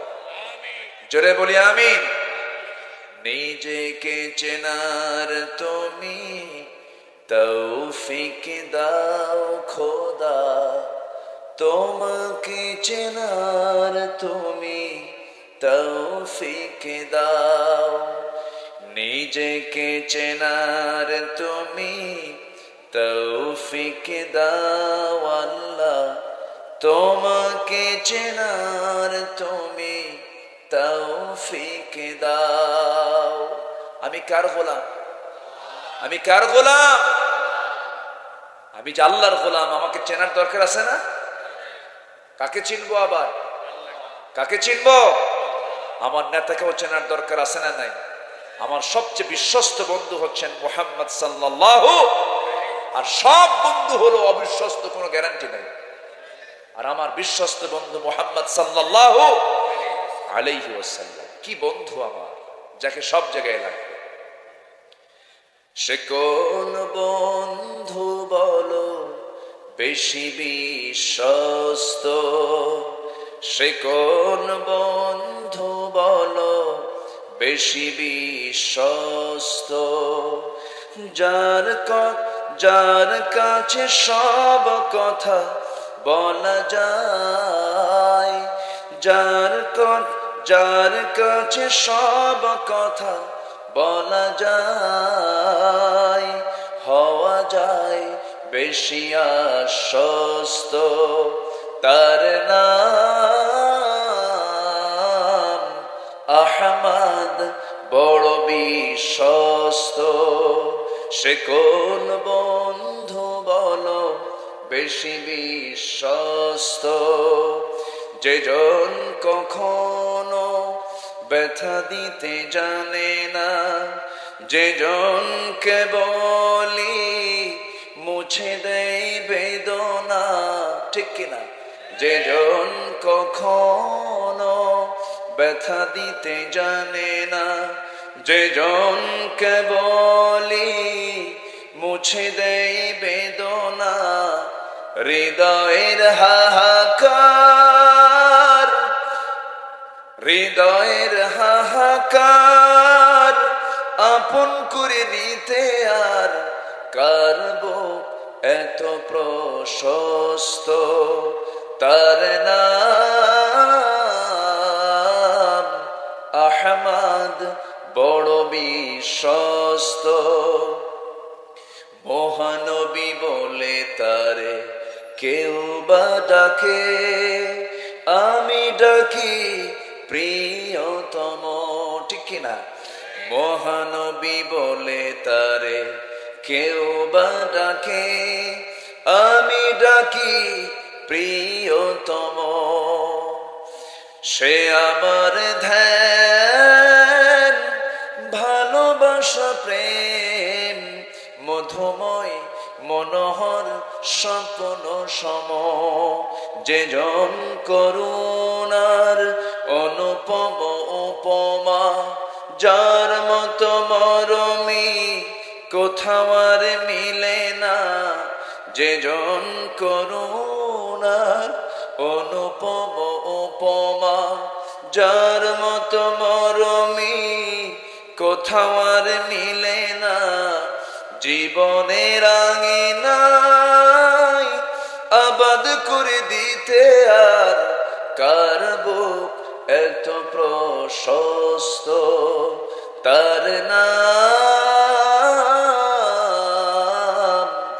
আহমদ বড় বিশ্বস্ত। বলেন আহমদ বড় বিশ্বস্ত। সে কোন বন্ধু বলো বড় বিশ্বস্ত, সে কোন বন্ধু বলো বেশি বিশ্বস্ত, বেশি বিশ্বস্ত, বেশি বিশ্বস্ত। রাসূলকে ভালোবাসার তৌফিক আমাদেরকে দান করুন, জোরে বলি আমিন, আরো জোরে আমিন। রাসূল কবি থেকে খুব ভালোবাসতেন, রাসূল কবি থেকে খুব। হাসান বিন সাবিত রাদিয়াল্লাহু তাআলা আনহু 4 লাইন পড়লেন নবীর পিছনে বসে বসে ঘোড়ার পিঠে। রাসূল বলেন হাসান আরো 4 লাইন শোনাও। এরকম করে হাসান বিন সাবিত রাসূলকে 100 পংক্তি শোনালেন। রাসূল শুনলেন। কবিদেরকে দাম দিয়েছেন মুহাম্মদ সাল্লাল্লাহু, কারণ কবিতার একটা কবিতা 2 ঘন্টা ওয়াজের সমান হয়ে যায়। সম্মানিত ভাইয়েরা, আমাদের প্রিয় বন্ধুকে, আমাদের প্রিয় বন্ধু 2 নম্বর, 1 নম্বর তো আল্লাহ আছেনই, 2 নম্বর বন্ধুকে মুহাম্মদ সাল্লাল্লাহু, ইন্নামা ওয়ালিয়ুকুমুল্লাহু ওয়া রাসূলুহু ওয়াল্লাযীনা আমানু। তোমাদের 1 নম্বর বন্ধুকে, নাম্বার 2 হচ্ছেন মুহাম্মদ সাল্লাল্লাহু আলাইহি ওয়াসাল্লাম। এত সুন্দর আপনারা। আমি তো ভেবেছিলাম লোকজন এবার মনে হয় কম, কিন্তু আপনারা তো খুব চালাক। সব মানুষ চলে আসছেন শেষের দিকে। বলি আলহামদুলিল্লাহ, জোরে বলি আলহামদুলিল্লাহ। সম্মানিত ভাইরা, তাহলে আমরা খাবো হালাল না হারাম? পড়বো হালাল না হারাম? যা কিছু করব হালাল পথে না হারাম পথে? হারাম পথে না হালাল পথে? হালাল পথে। বরকত দিবেন কে? আস্তে বরকত দিবেন কে? গ্রামের মানুষ বেশি ধনী না শহরের মানুষ বেশি ধনী? বেশি খায় কারা? ভালো করে বলবেন। শহরে বেশি খায় না গ্রামে বেশি খায়? শহরে মানুষ খায় এটা প্লেটে। সে প্লেট কেমন জানেন? ফাঁকিবাজি প্লেট, তলা নেই, ফ্ল্যাট, তলাই নেই, বসে ডাইল খাওয়ার তো কায়দাই নেই ওই প্লেটে। হ্যাঁ, সমান বসে বসে পিএস কে বলে, পার্সোনাল সেক্রেটারিকে বলে, এই চার্ট নিয়ে আয়, ডাক্তার কি লিখছে দেখ। এতগুলো রুটি সামনে তৈরি করা, হাফ কেজি 1 কেজি আঙ্গুর সামনে, ফলমূল সামনে, ডাক্তারের চার্ট বের করে দেখে 5 গ্রাম রুটি, কয়েক 5 গ্রাম রুটি আর আঙ্গুর খেতে হবে 1.5টা। কয়টা? 1.5টা। একটা খাওয়ার পর আর হাফ খেতে হবে, আর বাকি সময় আঙ্গুরের দিকে চায়া থাকতে হবে ফকিরের মতো। কি কথা বলেন? 1000 কোটি টাকার মালিক, কিন্তু 1 কেজি আঙ্গুর সামনে ডিসপ্লে করা, খাচ্ছে কয়টা? 1.5টা। 2টা খাওয়ারও কায়দা নাই। রুটি 5 গ্রাম, মিষ্টি কাছেই যাওয়া যাবে না, একদম ইনসুলিন মারতে হবে, উপায় নেই। আর শহরের মানুষ এরকম খায়, আর গ্রামের মানুষ কেমন খায়? হ্যাঁ, যখন বসে সামনে তো ওই প্লেট তো পোষাবে না, বলবে ফেলে দেয় এগুলো সব, এগুলো কিসের প্লেট? একেবারে গামলা নিয়ে বসে, গাবলা ডিশ নিয়ে, বোল নিয়ে বসে। 1 কেজি ভাত খাওয়ার পরে বলে কেবল 1 সাইড বললো, হ্যাঁ আরো নিয়ে আয়। অতএব রিজিক কে দেন? আসতে বলুন, রিজিক কে দেন? আল্লাহ। আল্লাহ খাওয়ান। আল্লাহ গরিবের টাকা দিচ্ছেন, তুই টাকা দেখবি। ধনীর আল্লাহ ধনীর টাকা দিচ্ছেন, তুই শুধু টাকা দেখবি। আর গরিবের টাকা দেন না, তুই শুধু খাবি। যা জোরে করেন সুবহানাল্লাহ। উপায় নাই, কারণ টাকা তো এমনি হয়নি। টাকা বেশি হইলে, আমার দেশে যাদের টাকা বেশি তাদের অধিকাংশ হালাল না হারাম ওই জন্য খাইতে পারে, ওই জন্য খাইতে পারে। কষ্ট পাচ্ছেন? কথাগুলো শুনলে অনেকের একটু মন খারাপ হবে, কিন্তু কিছু করার নাই তো, আমাকে বলতেই হবে কথাগুলো। মদের বিরুদ্ধে আমরা কথা বললে ওদের গা জ্বলে যায়, ওদের গা জ্বলে। কিন্তু মদ আমি হারাম করেছি, হুজুর হারাম করেছেন না আল্লাহ হারাম করেছেন? আল্লাহ হারাম করেছেন। আমার বন্ধুগণ, হারামের কাছে আমরা যাব না। হারামের কোনো আরাম নাই, হারামের কোনো শান্তি নাই। হারাম নিয়ে কেউ কোনোদিন আরাম পায় না। সন্তান দেখবেন বদমাইশ হবে, সন্তান বেয়াড়া হয়ে যাবে, হারাম কামাই আপনি নিয়ে আসবেন বাড়িতে। আপনার সন্তান তার চুরুস খুকুস্ক হবে, আপনার সন্তান ইয়াবা খায় সিট হয়ে পড়ে থাকবে। আপনার সন্তান আপনার মাথায় পিস্তল ঠেকাবে, বলবে টাকা দে, ঠিক কিনা? মেয়েটা কথা শুনবে না, মেয়েটা বের হয়ে চলে যাবে। বউটা কথা শুনবে না, বউটা আরেকদিকে লাইন মারবে। যায় দেখবেন 4-5টা ওষুধ খায়ও ঘুম হয় না, শীত হয়ে পড়ে থাকেন। টাকা পয়সা হয়, লাভটা হলো কি? কিন্তু ঘরটা আপনি যদি হালাল দিয়ে সাজায় নেন, যদিও সেটা কুঁড়ে ঘর হয়, প্রত্যেক সদস্য যদি নামাজি হতে পারে, ওই পরিবারটাই হয়ে যেতে পারে জান্নাতের টুকরা। এই জন্য আমরা সাজানো গোছানো জীবনটা ধরব, হারাম পন্থা অবলম্বন করব না। রাসূল যে পন্থাগুলো অবলম্বন করতে বলেছেন সেই পন্থার দিকে আমরা যাব। হারামের মধ্যে কোনো আরাম নাই। জেনা আল্লাহ দেখতে চান না, বিয়ে দেখতে চান? বিয়ে দেখতে চান। বিয়েতে রহমত দিয়েছেন কে? জেনার মধ্যে রোগ দিয়েছেন কে? আল্লাহ তাআলা রোগ দিয়ে দেন। জেনা আছে যেখানে রোগ আছে, সেখানে আজকের দুনিয়াতে রোগ বেশি না কম? পাপ বেশি না কম? পাপও বেশি, রোগও বেশি। পাপ কমে যাবে, রোগ কমে যাবে। আরেকটা তথ্য আমি আপনাদেরকে দিতে চাই, যদি কোনো নারীকে তালাক দিয়ে দেয় কোনো স্বামী, সেই তালাক প্রাপ্ত নারী বাড়িতে, বাবার বাড়ি অথবা ভাইয়ের বাড়িতে চলে আসলো, চলে আসার পর ওই মহিলা যদি অন্য কোনো স্বামী গ্রহণ করতে চান, কয়দিন সময় অপেক্ষা করতে হয় বলেন? হ্যাঁ, তালাক প্রাপ্তা মুতাল্লাকা বলেন? হ্যাঁ, 3 মাস সামথিং। হ্যাঁ, 3টা তুহুর তার যেতে হবে, তাই না? হ্যাঁ, 3 ইদ্দত তাকে পার। আল মুতাল্লাকাতু ইয়াতারাব্বাসনা বিআনফুসিহিন্না 3 কুরু। 3 কুরু পর্যন্ত তাকে অপেক্ষা করতে হবে। 3 মাস সামথিং, 3 মাস কিছু দিন তার যেতে হবে। কেন? একটা প্রশ্ন। আবার একটা নারীকে তালাক দিল, তাকে অপেক্ষা করতে হবে 3 মাস কিছু দিন। কিন্তু কোন স্বামী মারা গেল, তখন বউ কি হয়ে যায় বলেন? এলাকায় কি করে? বিধবা হয়ে যায়। স্বামী হারালে তাকে কি বলে? বিধবা বলে। আমার দেশে আমি অনেকদিন আগে একটা ছেলে মোবাইল হারাইছে, মোবাইল। তো আমার বলতে, হুজুর মোবাইলটা হারায় আমি বিধবা হয়ে গেছি। কি কথা কি বুঝতেছে? মোবাইল কত মানুষের জীবন যে শেষ করছে এই মোবাইল। কার বউ কে যে নিয়ে গেছে, ঠিক কিনা? কার বউ যে কে নিয়ে গেছে এই মোবাইল। কত বড় যে বিপদ এটা। দূরত্ব যতই হোক, কি গ্রামীণ ফোনের একটা আছে না, দূরত্ব যতই হোক কাছে থাকো। এই কাছে আইসা সব শেষ করে ফেলছে। গার্লফ্রেন্ড, বয়ফ্রেন্ড, জাস্ট ফ্রেন্ড, আর কি আছে কয় যুবকরা? কও না দেখেছো তোমরা? হ্যাঁ, ক্লোজ ফ্রেন্ড। আবার ব্রেকআপ, আরো কি কি যেন কয় না? হ্যাঁ, আরো কি কি যেন কয়। সব ওদের সাংকেতিক চিহ্ন আছে। বাবা এগুলো কইরো না, এগুলো শান্তি নাই, এগুলো শান্তি নাই, এগুলো কইরো না, মজা পাবা না। মাঝখান দিয়ে তোমার টাকা পয়সা গুলো লস হবে, শুধু চুরি ফিতওয়ালার লাভ হবে।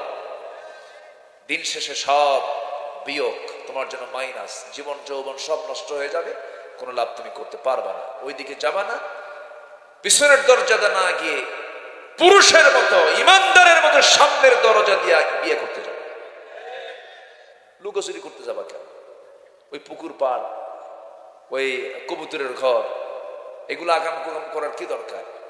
একদম ডাইরেক্ট বৈধ পন্থা অবলম্বন করবা, তোমার ঘরে আল্লাহর ওলির জন্ম হবে। আর আকাম কুকাম করবা, তোমার ঘরে চোর জন্ম নেবে। কি কথা কি বোঝা গেল? শান্তি পাবা। তাহলে বিধবা নারী অপেক্ষা করতে হয় কয় মাস? বিধবা নারী 4 মাস 10 দিন। আরবাআতু আশহুরিন ওয়া আশরা, 4 মাস 10 দিন। কেন? এর কারণটা কি? আল্লাহ তাআলা কেন দেরি করতে বলেছেন? পুরুষের ক্ষেত্রে কিন্তু কোনো লেট নাই।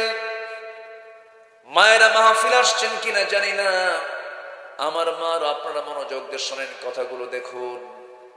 না মানলে আপনি রোগী হয়ে যাবেন, পুরুষরা রোগী হয়ে যাবে। তালাক প্রাপ্ত নারীর জন্য 3 মাস, বিধবা নারীর জন্য 4 মাস আল্লাহ তাআলা অপেক্ষা করতে বললেন। ও নারী, তুমি তালাক প্রাপ্ত হয়েছ, বিধবা হয়েছ, তোমাকে 3 মাস, তোমাকে 4 মাস অপেক্ষা করতে হবে। এর কারণ হলো, স্বামী হল, পুরুষরা হলো দেবার জাতি, মেয়েরা হলো নেবার জাতি। মেয়েরা হলো রিসিভ করবে, পুরুষরা হলো এটাকে গিফট করবে, দেবে। পুরুষের কাছ থেকে আসা স্বামী স্ত্রী যখন ইন্টারকোর্স কমপ্লিট হয়ে যায়, স্বামীর স্পার্ম যখন স্ত্রী জরায়ুতে প্রবিষ্ট হয়ে যায়, যে প্রোটিন এবং যে ব্যাকটেরিয়া গুলো স্ত্রী বহন করে, মাথা থেকে পা পর্যন্ত তা প্রভাবিত হয়, তার দেহের মধ্যে এটা চলতে থাকে, ঘুরতে থাকে। এই ব্যাকটেরিয়া এবং প্রোটিন গুলো তার দেহের ভিতরে যে অবস্থান করে, 3 মাস পর্যন্ত তাকে অপেক্ষা করতে হবে। এই জন্য 1 মাসে 30% তার শরীর থেকে বের হয়ে যায়, 2 মাসে তার 60% শরীর থেকে বের হয়ে যায়, 3 মাস আর কিছুদিন অপেক্ষা করলে পরে 100% সেই প্রোটিন এবং সেই ব্যাকটেরিয়া গুলো তার শরীর থেকে বের হয়ে যায়। যদি কোনো মহিলা এই 3 মাস সামথিং সময়টা অপেক্ষা না করে যদি এই অবস্থায় যদি অন্য কোনো পুরুষকে গ্রহণ করে, ডাবল ব্যাকটেরিয়া, ডাবল প্রোটিন তার শরীরে বহন করবে, মারাত্মক রোগ সৃষ্টি হয়ে যাবে, সমাজে মহামারী দেখা দেবে।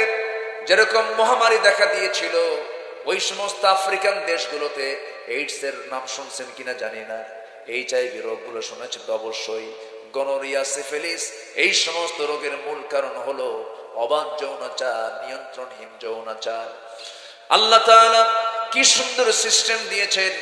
পশ্চিমা কিছু চিকিৎসকরা গবেষণা চালিয়েছেন 2টা আয়াতের উপরে, গবেষণা করে করে চিন্তা করে দেখেছেন, আরে এত সুন্দর সিস্টেম, এত সুন্দর পদ্ধতি, 3 মাস অপেক্ষা করতে বলা হলো কেন?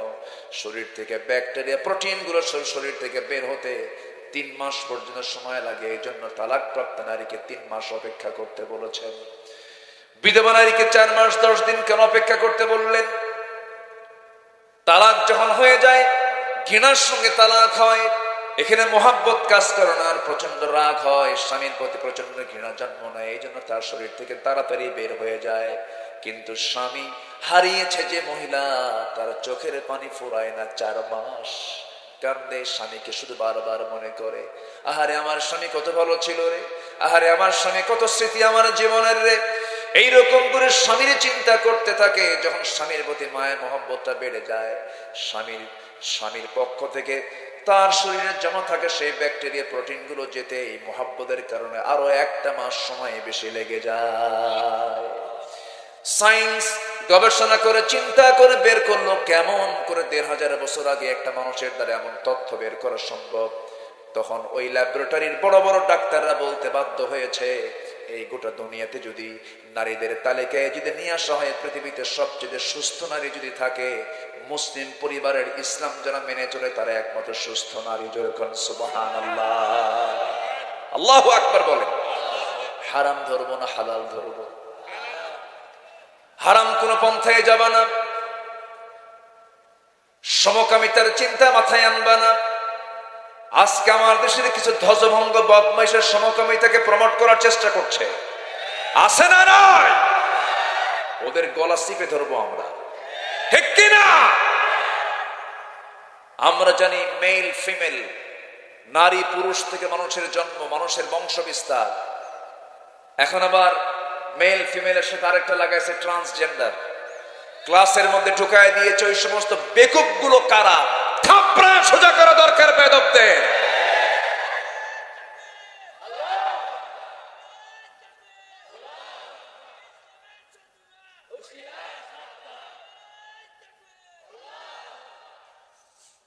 আমার বন্ধুগণ, যারা হিজরা, আমরা তাদেরকে সম্মান করব, তাদের ব্যাপারে আমার কোনো ক্লেম নেই। কিন্তু পুরুষ থেকে নারী হওয়া, শরীফ শরীফা, হাবিব হাবিবা, করিম করিমা, রহিম রহিমা, এটা কি? ওরা কোনোদিন সন্তান জন্ম দিতে পারবে? ওদের ঔরসে কোনো সন্তান আসতে পারে? এত বড় একটা অপরাধ, এই অপরাধের পিছনে যারা মদত যোগাচ্ছে অবশ্যই তারা ইসলামের দুশমন, কোরআনের দুশমন, মানবতার দুশমন। এগুলো আমার মনে হয় কি জানেন, যারা এই শরীফা হতে চায় ওদেরকে এই জনপদ থেকে ওদেরকে একটা ভিন্ন গ্রহে পাঠায় দেওয়া দরকার। যা তোর ওই জায়গায় থাকতো, তার সন্তানাদি হবে না, ওখানে পুরে মরত। এই সমকামিতার স্টার্টিং করেছিল কওমে লূত, যারা জর্দান গেছেন। জর্দানের নাম শুনেন নাই? জর্দানের ডেড সি এলাকা আছে, মৃত সাগর। যে ডেড সি এলাকা হলো ফি আদনাল আরদ। কোরআনে কারীম আল্লাহ তাআলা বলেছেন পৃথিবীর সবচেয়ে নিম্নাঞ্চল এলাকা হলো জর্দানের ডেড সি এলাকাগুলো। ওটা ডেড সি ছিল না, ওটা নিম্ন ছিল, ওটা উঁচু ছিল। কিন্তু লূত আলাইহিস সালামের কওমরা তারা এই সমকামিতায় অভ্যস্ত হয়ে পড়েছিল। পুরুষ পুরুষে বিয়া, নারী নারীতে বিয়া, যেরকম নাউজুবিল্লাহ। পুরুষ পুরুষের প্রতি আসক্ত হয়ে যাওয়া, এটা মারাত্মক বিকৃত যৌনাচার। ইউরোপ আমেরিকার বহু দেশে সমকামিতার আইনকে পাশ করা হয়েছে, ভারতেও চেষ্টা চালানো হচ্ছে। আমার দেশেও কিছু বদমাইশ তারা মাথায় চিন্তা করছে, বাস্তবায়ন হতে দেওয়া যাবে না, নচেত ভবিষ্যৎটা হয়ে যাবে অন্ধকার। আপনার কোনো প্রজন্ম থাকবে না। এরা মানবতাকে ধ্বংস করতে চায়। অথচ এই সময় আবার ইংল্যান্ডের একজন প্রধানমন্ত্রী, উনি ভারতীয় বংশোদ্ভূত, ইংল্যান্ডের প্রধানমন্ত্রী ঋষি সুনাক, তিনি বলেছেন a man is a man, a woman is a woman, that's just a common sense. Then কত সুন্দর ভালো কথা। সে বলতেছে একজন পুরুষ একজন পুরুষ, একজন নারী একজন নারী, এটা বোঝার জন্য বুদ্ধিজীবী হওয়া লাগে না, কমন সেন্সই যথেষ্ট। সম্মানিত ভাইয়েরা, ইসলাম যা বলে, বান্দার অকল্যাণ না কল্যাণ, বান্দার অকল্যাণ না কল্যাণ, আমরা খেয়াল রাখবো। ইসলামকে মাইনাস করে কোনো কাজ করা যাবে, এমনকি এক কদম ফেললেও আগে দেখবো আমার এখানে কদম ফেলা জায়েজ না না জায়েজ। এই বেছে বেছে যে বান্দা চলবে, সেই বান্দার জন্য আল্লাহ বেছে বেছে জান্নাত দিয়ে দিবে। জোরে বলি সুবহানাল্লাহ। আমার ভাইয়েরা, আমার বন্ধুগণ, বহু কথা ছিল, সময় তো ধীরে ধীরে চলে যাচ্ছে, আর একটু সময় পাবো, কিছু কথা আমি বলে ফেলি, অসম্পূর্ণ কিছু কথা রয়ে গেছে। আমার বন্ধুগণ, হারাম পন্থা অবলম্বন করব না, হালাল জীবন আমরা গ্রহণ করব। আমার নবীজি এই ব্যাপারে খুব গুরুত্ব দিয়েছেন, তলাবু কাসবুল হালাল ফরিদাতুন আলা কুল্লি মুসলিম। হালাল হারামের জ্ঞান অর্জন করা প্রত্যেক নর নারীর জন্য ফরজ। আমার বন্ধুগণ, হারামের কাছে আমরা যাব না। রাজুলুন আশআথা আবারা ইয়ামুদ্দু ইলাইহি ইয়া রাব ইয়া রাব মাতআমুহু হারাম মালবাসুহু হারাম গুদাইবিল হারাম ফান্না ইস্তাজাবু লিযালিক। কোন এক পাগলের মতো উস্কো খুস্কো চেহারা নিয়ে আকাশের দিকে তাকায় বলতেছে, আল্লাহ আমারে মাফ করে দাও, মাফ করে দাও। রাসূল বলেন, অথচ তার খাবার হারাম, তার পোশাক হারাম, তার লেবাস হারাম। ফান্না ইস্তাজাবু লিযালিক, তার দোয়া কেমন করে আল্লাহ কবুল করবেন? এই জন্য সব কিছুর আগে আমার আপনার জন্য প্রস্তুতি নিতে হবে। হারাম কিছুর কাছে, হারামের কাছে আমরা যাব, হারামের কাছে আমরা যাব না। হালাল জীবন আমরা গ্রহণ করব। এই দুনিয়া তো ছাড়তেই হবে, আল্লাহর কাছে রওনা দিতেই হবে রে। যে কোনো মুহূর্তে মালাকুল মউত চলে আসবে। কালু পাটোয়ারি নাই, লতিফ পাটোয়ারি নাই, অনেকেই আমরা নাই দুনিয়া থেকে। একদিন বিদায় আমরাও হয়ে যাব, আপনিও হয়ে যাবেন। কোন দিন কার জানাজা কখন হয় কেউ তো বলতে পারি না। মালাকুল মউত কোন দিন আসবে আমরা কেউ তো জানি না। বহু বক্তাকে দেখেছি কথা বলতে বলতেই মঞ্চেই দুনিয়া থেকে বিদায় হয়ে গেছে। আমার বন্ধুগণ, মরহুম আব্দুল হক আব্বাসী রাহিমাহুল্লাহ, ওইদিকে আজকে শুনলাম লক্ষ্মীপুরের ডক্টর লুৎফর রহমান হাফিজাহুল্লাহ হার্ট স্ট্রোক করেছেন। এইরকম করে দুনিয়া থেকে একদিন আমরা সবাই চলে যাব, আমরা কেউ থাকবো না, চলে যাব। ইমাম সাহেব পাশে বসে আছেন, আগামী মাহফিলে পাবো কিনা জানি না।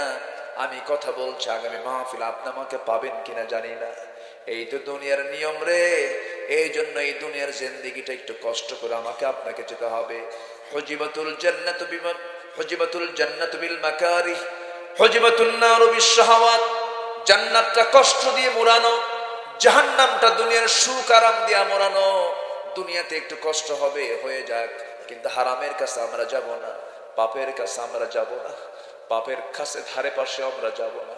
সাহাবে কেরাম কত কষ্ট করে জীবন যাপন করেছেন, হারামের কাছে যান নাই, হারাম কোনো কিছু গ্রহণ করেন নাই। এত কষ্ট করে তারা জীবিকা নির্বাহ করেছেন। আমার বন্ধুগণ, আবু বকরের কথা কে না জানেন, ওমরের কথা কে না জানেন, আলীর কথা কে না জানেন, ওসমান জিন্নুরাইনের কথা কে না জানেন। সম্পদশালী হওয়ার পরও তারা খুব সিম্পল জীবন যাপন করেছেন। সাইয়েদনা ওসমান একদিন নবীর কাছে এসে বলছেন, ইয়া রাসূলুল্লাহি, আমার এত সম্পদ, আপনি আমার জন্য দোয়া করুন, আল্লাহ যেন আমার ফকির বানায়। কি বানায়? আমি যেন গরিব হয়ে যাই। আচ্ছা, এরকম কি দোয়া কোনো ধনী চায়? আমি তো পাই না এরকম যে কোনো ধনী এসে আমাকে বলছে, হুজুর আপনি আমার জন্য দোয়া করুন, আমি যেন ফকির হই। এরকম দোয়া কেউ করে? কিন্তু সাইয়েদনা ওসমান বললেন, ইয়া রাসূলুল্লাহ, আমি যেন গরিব হয়ে যাই, আমি যেন ফকির হয়ে যাই। রাসূল বলেন, ওসমান, তুমি এমন করে দোয়া চাচ্ছ, আমি তোমার কিছু আমল শিখতে চাই, শুনতে চাই। কি? তুমি যখন উটের পিঠে বসো, উট যখন চলতে থাকে, যখন তুমি খাইতে বসো উটের পিঠে, যদি কোনো খাবার পড়ে যায় তুমি কি করো? হুজুর, উটের পিঠে খাইতে নেই, যদি আমার একটা লোকমাও, যদি একটা খাবারও, যদি একটা দানাও যদি পড়ে যায়, উটকে নিচে বসায়া সেই দানাটা তুলে নিয়ে পানিতে ধুয়ে সেই খাবারটা আমি খেয়ে নেই।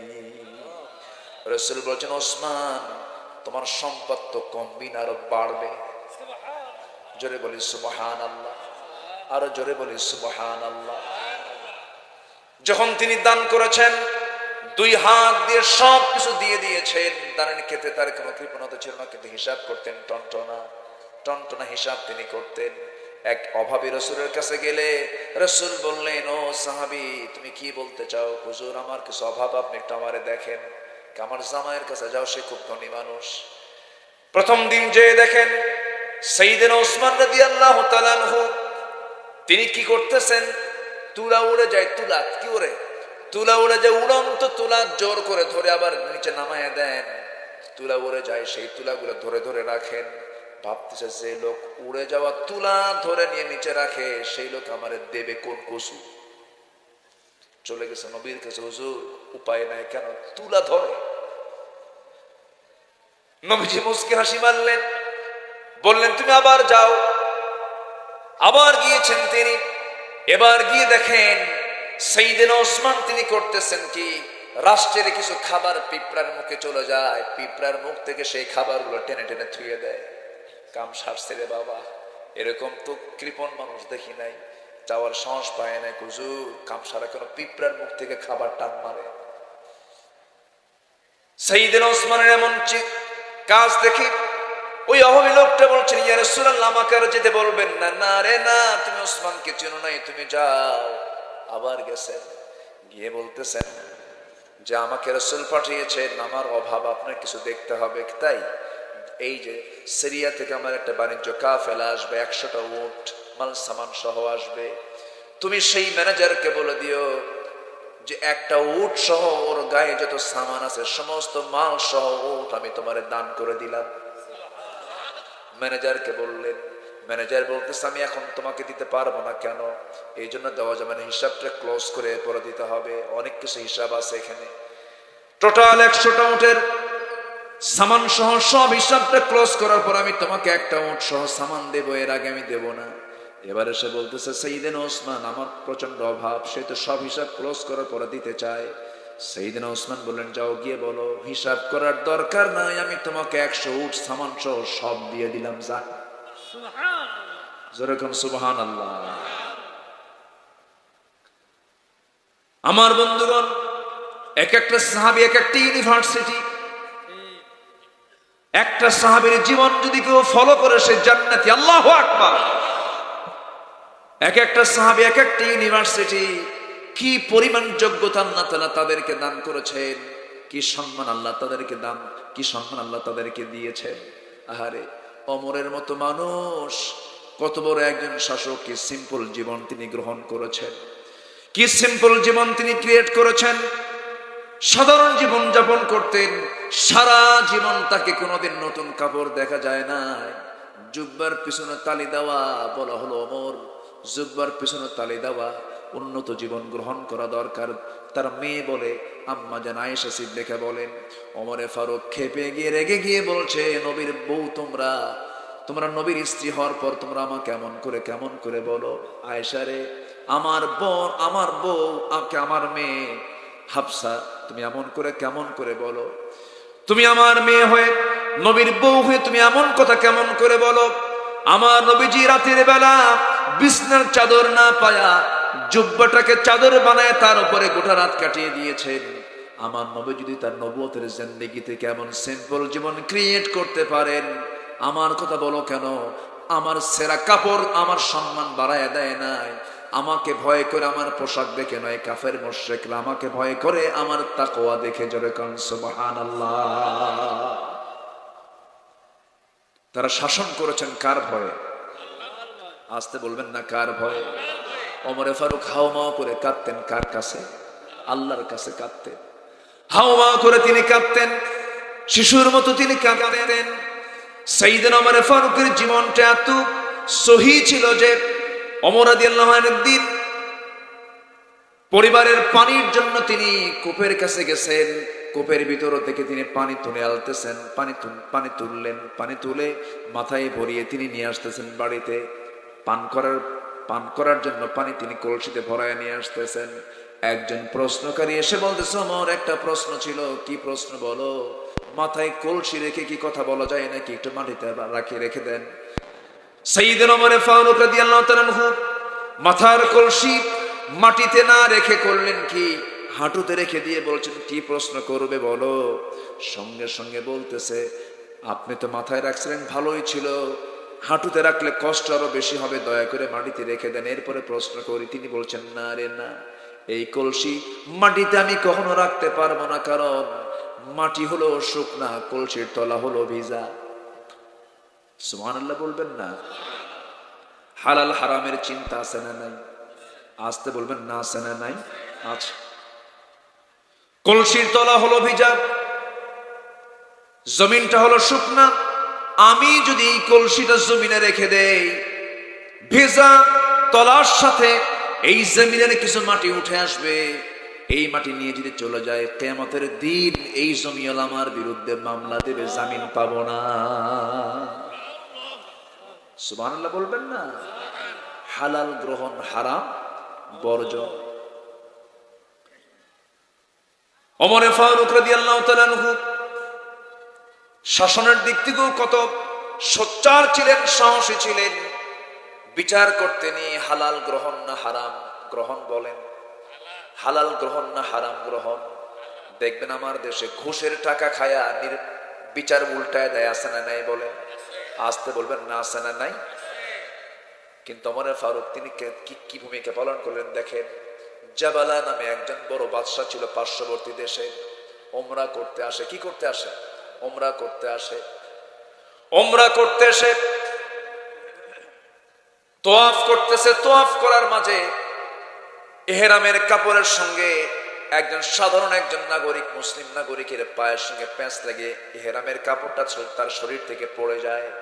খেপে গিয়ে রেগে গিয়ে জাবালা করলো কি, ওই বান্দার গাল যদি একখান থাপ্পড় মেরে দিছে।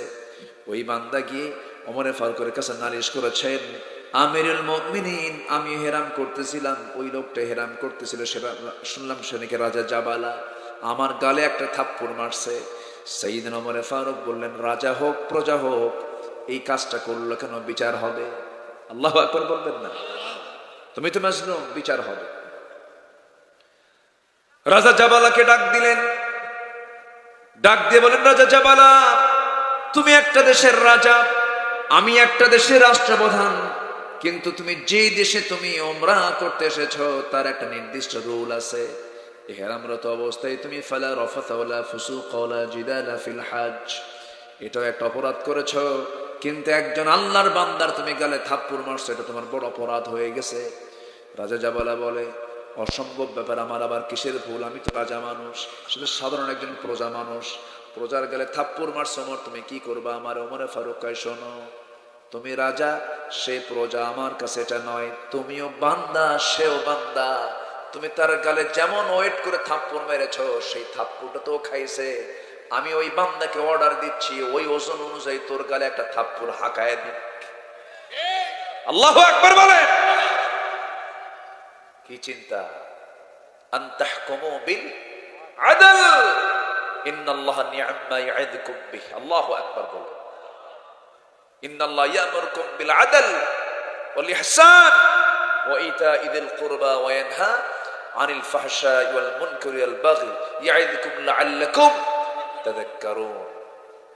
সাইয়েদনা ওমর ফারুক রাদিয়াল্লাহু তাআলা এমন করে তার জীবনকাল পার করে দিয়েছেন। কি সিম্পল জীবন গ্রহণ করেছেন, কি সাধারণ জীবন গ্রহণ করেছেন। হারামের কাছেই তারা জানে, হারামকে তারা ভয় পেয়েছেন। আমরা হারামকে ভয় পাবো। জোরে বলি ইনশাআল্লাহ, আরো জোরে বলি ইনশাআল্লাহ, আরো জোরে বলি ইনশাআল্লাহ। হারামের কাছে আমরা যাব না। রাজি আছি না ইনশাআল্লাহ? রাজি আছেন কারা কারা দেখি? হারামের কাছে আমরা যাব না, আর হারামের কাছে যাব না। জোরে বলি ইনশাআল্লাহ।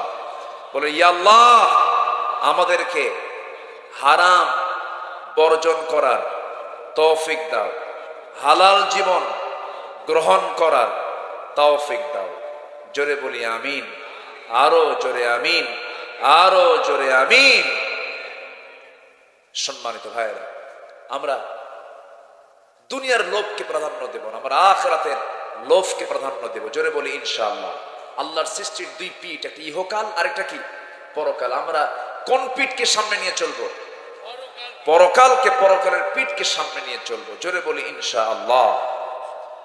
যুদ্ধের ময়দানে খলিফা ওসমান রাদিয়াল্লাহু আনহুর যুগ মনে হয় এটা, হ্যাঁ, তার শাসনামল আব্দুল্লাহ বিন সাদকে পাঠায়া দিলেন যুদ্ধ করার জন্য। রাজা জার্জিস, তারা বেলাস নগরী, রাজা জার্জিস সে পাঠিয়ে দিয়েছে মুসলিম মুজাহিদের বিরুদ্ধে সৈন্যদেরকে পাঠিয়ে দিয়েছে। পাঠিয়ে দিয়ে বলল যে, তোমরা আব্দুল্লাহ বিন সাদের মস্তককে যদি কেউ হাজির করে এনে দিতে পারো আমার সামনে, আমার নিজের মেয়েকে তার সঙ্গে বিয়ে দেব, এমন অফার দিয়ে ফেলল। এইদিকে আব্দুল্লাহ বিন সাদ মুসলিম মুজাহিদদেরকে বললেন, শোনো, তোমরা যদি রাজা তারাবেলাস নগরীর রাজা জার্জিসের মাথা যদি আমার সামনে হাজির করতে পারো, ওই রাজা জার্জিসের মেয়ের সঙ্গে তোমাদেরকে বিয়ে দেবো। যাও। দুই দিকে দুই প্রস্তাব দিয়ে ফেলছে। কিন্তু মুসলিম মুজাহিদরা কোন নারীকে পাওয়ার জন্য যুদ্ধ করতে গেছে? মুসলিমরা যুদ্ধ করতে যায় কি নারীকে পাওয়ার জন্য, অর্থকে পাওয়ার জন্য? যুদ্ধ শুরু হলো তুমুল ভাবে। সেই যুদ্ধে একজন মুজাহিদ, জুবাইর তার নাম, রাজা জার্জিসের মস্তক কেটে ফেলে দিয়ে কাউকে দেখালেন না, উনি রাজার সামনে থুয়ে চলে গেছে। কে রাজার সামনে মস্তক রেখে চলে গেছে কেউ জানেও না। এবং রাজকন্যাকে গ্রেফতার করে আব্দুল্লাহ বিন সাদের হাতে তুলে দিয়ে চলে গেছে। কিছুক্ষণ পর আব্দুল্লাহ বিন সাদ বলেন, কোন সেই ভাগ্যবান যুবক যে রাজা জার্জিসের মস্তককে আমার সামনে হাজির করেছে, বলো। কেউ সামনে আসে। কিন্তু যিনি মেরেছেন সামনেই দাঁড়ানো, কিন্তু পরিচয় দিচ্ছেন না। আব্দুল্লাহ বিন সাদ বলছেন, বারবার বলার পর কেন বলো না? এবার রাজা জার্জিসের মেয়ে তার বাপকে কে হত্যা করেছে সে নিজের চোখে দেখেছে। সে বলতেছে, ওই যে যুবকটা আমার বাপকে মারছে। সঙ্গে সঙ্গে আব্দুল্লাহ বিন সাদ বললেন, ও দিনের পথের মুজাহিদ, আমি বারবার বলছি কে মেরেছে রাজা জার্জিসকে, তুমি কেন আসো না, পরিচয় দাও না? সঙ্গে সঙ্গে সেই দিনের পথের মুজাহিদ জুবাইর বললেন, আল্লাহর দিনের মুজাহিদ, আল্লাহর দিনের সেনাপতি, যোদ্ধা সেনাপতি, আমাদের সেনাপতি, আল্লাহর কসম করে আমি জুবাইর বলছি, যুদ্ধের ময়দানে যুদ্ধ করতে গিয়েছিলাম কোন নারীকে পাওয়ার জন্য নয়, কোন অর্থকে পাওয়ার জন্য নয়, আল্লাহকে সন্তুষ্ট করার জন্য, কাউকে সন্তুষ্ট করার জন্য নয়। আল্লাহু আকবার বলেন। আমাদের কোনো কামনা থাকা যাবে না। কামনা একটাই হলো আখিরাতে জান্নাত। আখিরাতে কি? জান্নাত। সে আখিরাতের জান্নাতের জন্য প্রিপারেশন নেব আমরা, জোরে বলি ইনশাআল্লাহ। এখন সবচেয়ে বড় শর্ত হলো, এক নাম্বার, ভালোবাসবো আমরা কাকে? ভালোবাসে যদি তার হুকুম মানার দরকার আছে না নাই? হারাম ছাড়বো, হালাল ধরবো, জোরে বলি ইনশাআল্লাহ। আর মডেল বানাবো, আমার আপনার মডেল হলেন, আমার আপনার আদর্শের বাস্তব নমুনা হচ্ছেন মুহাম্মদ সাল্লাল্লাহু আলাইহি ওয়াসাল্লাম। রাসূলকে ভালোবাসবো এক জায়গায় না, সব জায়গায়। সূরতে সিরাতে সব জায়গায় মানবো আমরা। ঘাটে ঘাটে, মাঠে বাজারে, ব্যবসা বাণিজ্যে, রাজনীতি, সব জায়গায় আমরা মানবো মুহাম্মদ সাল্লাল্লাহু আলাইহি ওয়াসাল্লামকে। রাসূলকে মহব্বত করতে হবে, রাসূলকে ভালোবাসতে হবে। জীবনের চাইতে কম না বেশি? জীবনের চাইতে কম না বেশি? আমি আমার জীবনে ক্ষুদ্র স্টাডি করে ভাঙ্গাচোরা যে গবেষণাগুলো করেছি, আমার কাছে মনে হয় এই পৃথিবীতে নবীদের পরে সাহাবীদের স্থান কেন হলো, সাহাবীদের মর্যাদা কেন হলো, এর অন্যতম এক নাম্বার কারণ হলো তারা সত্যিকারই রাসূলকে তাদের জীবনের চাইতে বেশি ভালোবেসেছে। জোরে বলেন সুবহানাল্লাহ। রাসূলকে তারা জীবনের চাইতে বেশি ভালোবেসেছেন। এই জন্যই আল্লাহ তাআলা তাদের সম্মানকে, মর্যাদাকে বাড়িয়ে দিয়েছেন। সম্মানিত ভাইয়েরা, রাসূলকে সব সাহাবী ভালোবেসেছেন, কিন্তু আবু বকরের মতো? আস্তে কর, আবু বকরের মতো না। সব সাহাবী ছিলেন, কিন্তু সবে আবু বকর না, সবে ওমর না। তো আমার নবীর একজন প্রিয় সাহাবী ছিলেন, তার নাম হলো জাবির। তার নাম কি বলেন? জাবির রাদিয়াল্লাহু তাআলা রাসূলকে খুব ভালোবাসতেন, মদিনার জাবির। এবং নবীজিকে খুব কাছ থেকে তিনি খেয়াল করতেন। ছোটখাটো খুঁটিনাটি কোনো প্রয়োজন হলে তিনি আগায় দিতেন, খুব ভালোবাসতেন। রাসূলও তাকে খুব ভালোবাসতেন। তো মদিনায় ফেরার পথে, কোন একটা সফর থেকে ফেরার পথে আমার রাসূল দেখতে পেলেন জাবিরের ঘোড়া, উটটা ছিল হলো বুড়া। উটটা ছিল কি? বুড়া। তো বুড়া উট চলে না। আবার জাবির মুখ ফুটিয়ে বললেন, ইয়া রাসূলুল্লাহ সাল্লাল্লাহু আলাইহি ওয়াসাল্লাম, আমার উটটা বুড়া, সবাই তো আগে আগে চলে যাচ্ছে মদিনা, আমার উট তো চলে না হুজুর, আপনি আমার জন্য একটু দোয়া করে দেন। নবীজি করলেন কি, হাতের লাঠিটা ছিল, মারছেন ঘুতা। এক ঘুতা মারতেই এক দৌড়ে সবার আগে চলে গেছে জাবিরের উট মদিনায়। খুব খুশি সাইয়েদনা জাবির বলেন, হুজুর আমি খুব খুশি হয়েছি, আপনার ঘুতাতে আমার বরকত হয়েছে। নবীজি বললেন, উটটা বেচবা আমার কাছে? উটটা বেচে দাও। হুজুর আপনি নিলে কি আমি আর না করতে পারি? নেন, এই যে নাও টাকা, উটটা দাও আমার কাছে। রাসূল উটটা কিনলেন। কেনার পরপরই বলছেন, জাবির তুমি আমাকে না খুব ভালোবাসো, তোমার উট আমি নেব, এটা কেমন হয়? টাকা যখন দিচ্ছি, উটও তোমার দিয়ে দিলাম, যাও। জোরে বলেন সুবহানাল্লাহ। নবীজি সবার ক্ষেত্রে উদার ছিল। এরপরে বাপ ঋণ করে দুনিয়া থেকে বিদায় নিয়েছেন। সাহাবী এসে বলতেছে, হুজুর আমার আব্বার তো ঋণ, সব ঋণদাতা বাড়িতে এসে বসে আছে, এখন কি করা যায়? তো তোমার বাবার ঋণের দায়িত্ব, ঋণ পরিশোধের দায়িত্ব আমি রাসূল নিজে নিয়ে নিলাম, যাও। বিশ্ব নবী, মানবতার নবী। হুজুর কেমনে কি করব? তোমার কি আছে কও। হুজুর একটা বাগান আছে খেজুরের, কিন্তু খেজুর নাই, কামারে নিয়ে যাও। আমার নবীজি গেলেন, একদিক থেকে শুরু করলেন হাঁটা, আরেক দিকে বের হয়ে গেলেন। এত খেজুর ধরছে, খেজুর পেয়েছে, সব ঋণ শোধ, আরো অর্ধেক খেজুর পড়ে আছে বাগানে। আলাইকুম ওয়া রাহমাতুল্লাহি ওয়া বারাকাতুহু। السلام عليكم ورحمة الله وبركاته.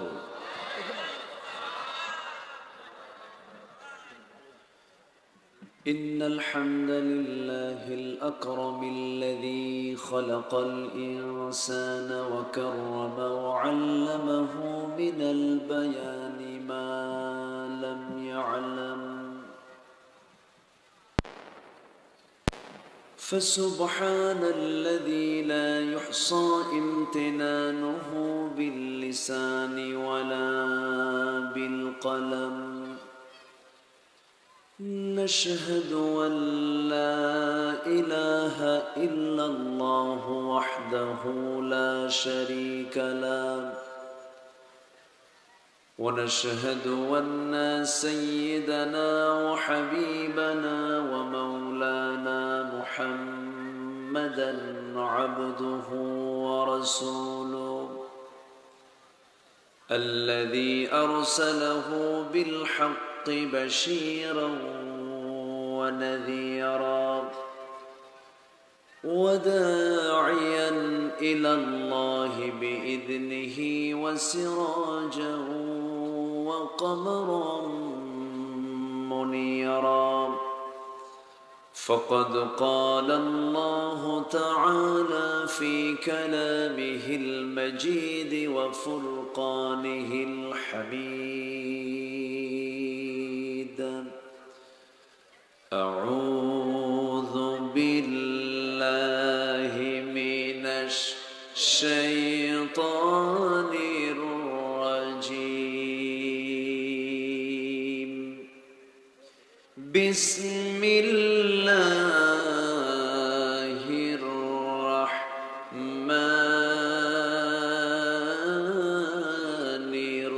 الرحيم.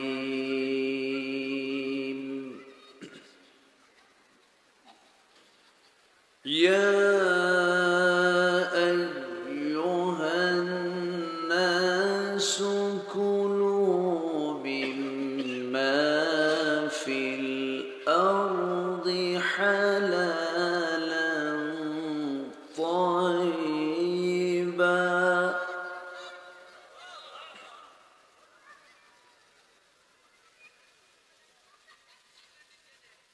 ولا تتبعوا خطوات الشيطان إنه لكم عدو مبين.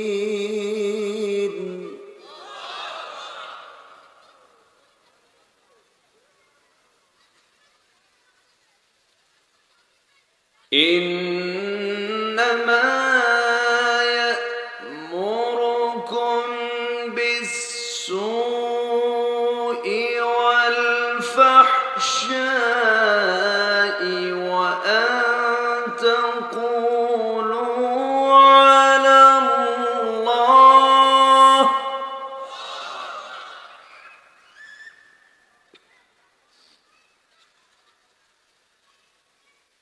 وأن تقولوا على الله ما لا تعلمون.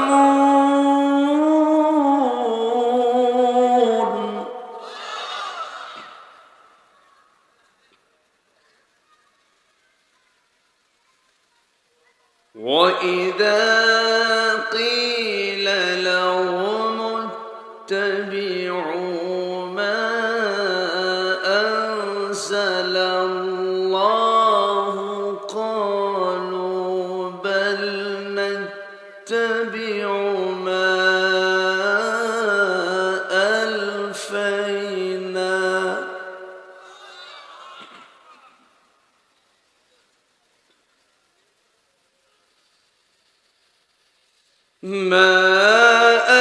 ألفينا عليه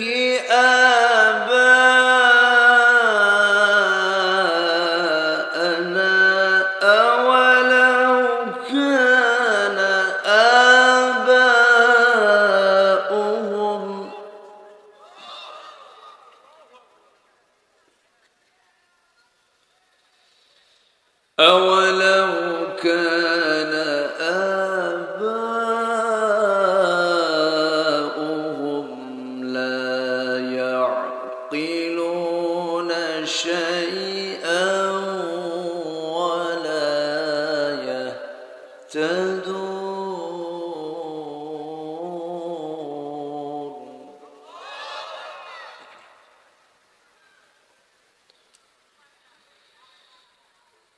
الله أكبر بسم الله الرحمن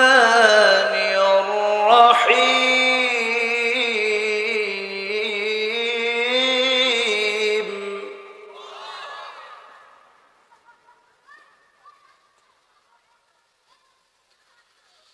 إن الله وملائكته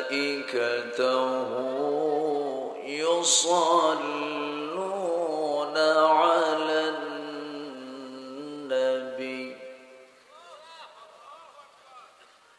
يا أيها الذين آمنوا صلوا عليه وسلموا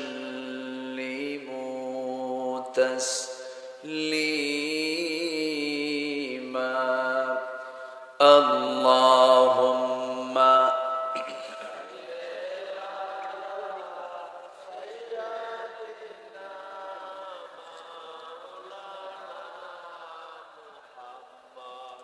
وعلى آل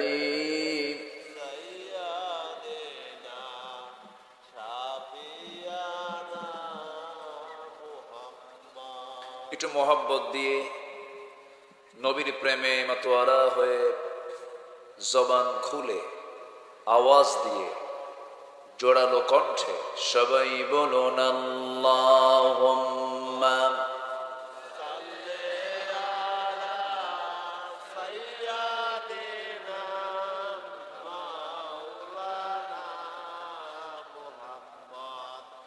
وعلى آل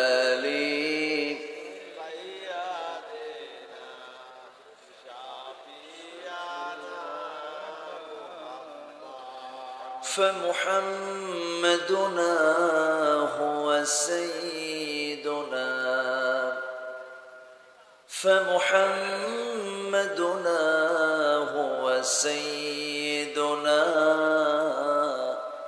فالعز لنا لإجابته اللهم صل على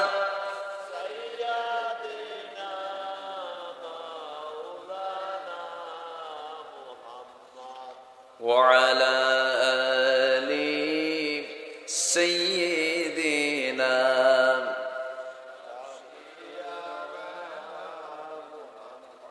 সবাই বলুন بلغ العلا بكماله كشف الدجى بجماله حسنت جميع خصاله سلوا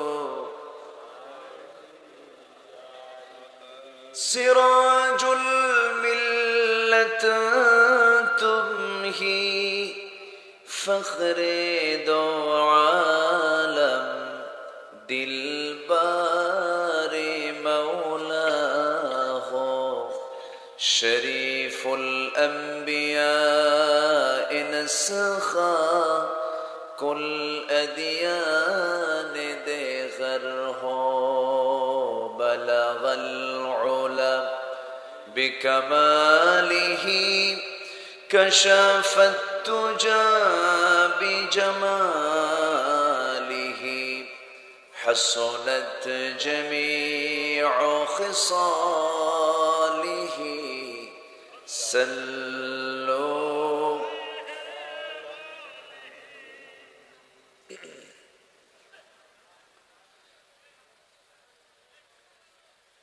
বৃহত্তর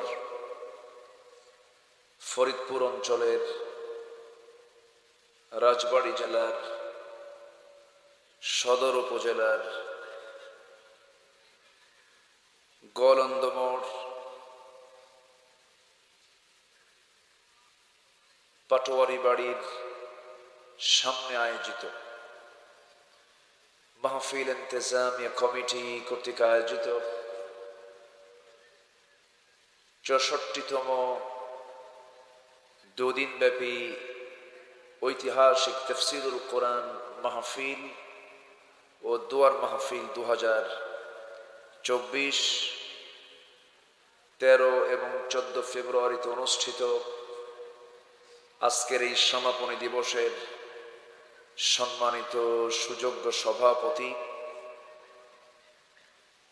মাহফিল পরিচালনা কমিটির সম্মানিত সভাপতি জনাব আব্দুর রশিদ পাটোয়ারি, আজকের মাহফিলের বরেণ্য অতিথি ভান্ডারিয়া দরবার শরীফের সম্মানিত পীর সাহেব মুহতারাম মাওলানা অধ্যক্ষ আবুল ইরশাদ মোহাম্মদ সিরাজুল মুনির হাফিজাহুল্লাহ, আজকের মাহফিলের সম্মানিত উপস্থাপক, সার্বিক পৃষ্ঠপোষকতায় আমার প্রিয় ভাইজান কামাল ভাই সহ উপস্থিত হাজারাত উলামায়ে কেরাম, ফদলায়ে ইজম, সুশীল সমাজ, জাতির শ্রেষ্ঠ সন্তান, শিক্ষক মণ্ডলী, জাতির বিবেক সাংবাদিক বৃন্দ, সামনে উপস্থিত দূরে কাছের বিভিন্ন স্থান থেকে ছুটে আসা কালেমার ঝান্ডাবাহী, তাওহীদের পতাকাবাহী, দ্বীন ইসলামের নর শারদুল বীর মুজাহিদ, প্রাণ প্রিয় সম্মানিত দ্বীনি ভাইরা, আড়ালে বসে আছেন শ্রদ্ধেয়া সম্মানিতা মা বোনেরা, আলোচনার সূচনায় আনুষ্ঠানিকতার মধ্য দিয়ে আমার পক্ষ থেকে আবারও দিল খোলা সালাম, আসসালামু আলাইকুম ওয়া রাহমাতুল্লাহি ওয়া বারাকাতুহু। সবাই কেমন আছেন? আমার উল্টা প্রশ্ন করলেন, এ তো মোহাব্বতের লক্ষণ, ভালোবাসার লক্ষণ। জি, আপনি ভালো, আমিও ভালো, আলহামদুলিল্লাহ। আল্লাহ যেন আমাদেরকে জান্নাত পর্যন্ত নিয়ে যান ভালোভাবে, জোরে বলি আমিন। জি, সম্মানিত হাজিরিন, দেখতে দেখতে 8টি বছর পার হলো। আমার এবছর দিয়ে 8 বছর পূর্ণ হবে। আমার নিজের সাজানো কিছু প্রোগ্রামের মধ্যে একটি প্রোগ্রাম হলো এই পাটোয়ারির বাড়ির এই প্রোগ্রাম।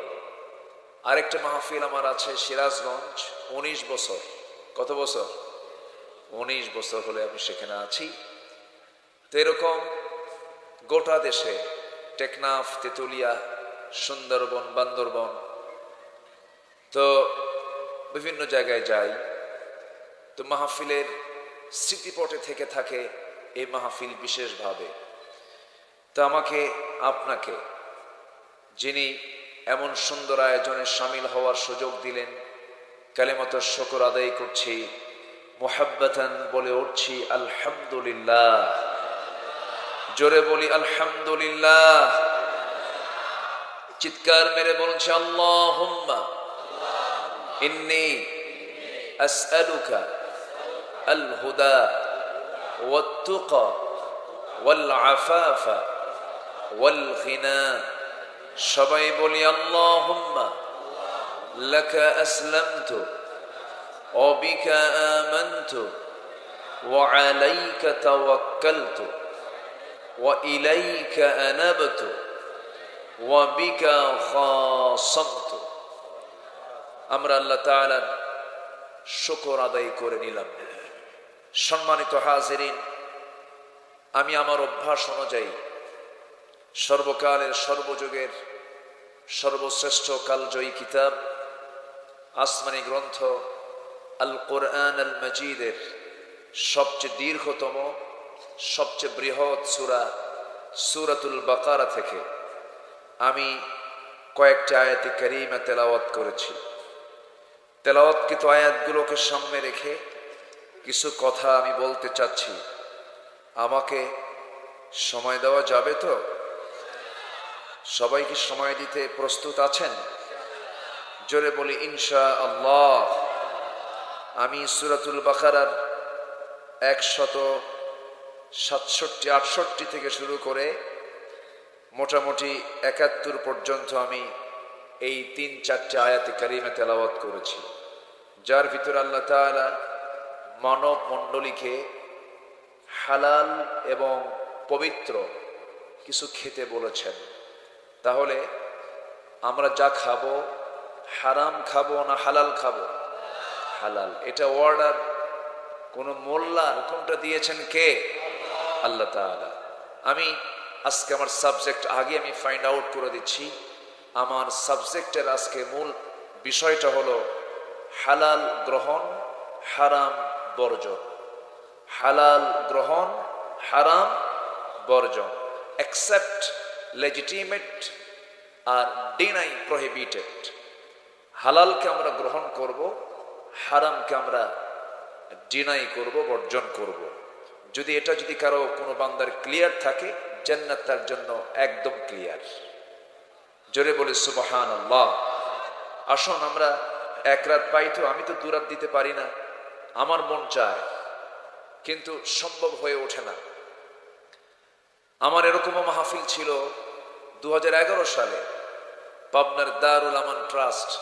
আমাদের যিনি কোরআনের পাখি, যিনি আজকে তিনি সমাহিত, দুনিয়া থেকে বিদায় নিয়েছেন, উনি 2010 সালে যখন ইনসাইডে চলে গেলেন, এরপর থেকে 2011, 12, 13, 14 একটানা 3 দিন ব্যাপী তাফসীর মাহফিল আমি করেছি পাবনা দারুল আমান ট্রাস্টে। ওই যে শেষ হলো, আর পারলাম না। এরপর থেকে মাহফিলগুলো একটু ছন্দপতন হয়েছে গোটা দেশেই। অনুমতি, পারমিশন, এই ওই দিস অ্যান্ড দ্যাট সব মিলে মাহফিলে এর পর্যন্ত, এর মাঝেও যে এই মাহফিলটা চলমান, বলি আলহামদুলিল্লাহ। জোরে বলি আলহামদুলিল্লাহ। সম্মানিত ভাইয়েরা, আমি কোন সূরা থেকে যেন তেলাওয়াত করেছি বলুন তো? সূরাতুল বাকারা। 8 বছর তো, আমার শ্রোতাগুলো তো সব পুরাতন, তো আমি খুবই খোলামেলা কথাগুলো বলবো। জোরে বলি ইনশাআল্লাহ। মাইকোলাকে ধন্যবাদ সুন্দর প্রেজেন্ট দেওয়ার জন্য। আলহামদুলিল্লাহ, খুব সুন্দর সাউন্ড সিস্টেম। এবার আমি 8 বছরের মধ্যে আমার মনে হয় আজকে এবছরই আমার মনে হয় কামাল ভাই খুব এটাকে মাথায় নিয়েছেন। তো সুন্দর তার সুন্দর মানে যে সাউন্ড তিনি সিস্টেম উপহার দিয়েছেন, আলহামদুলিল্লাহ বলেন।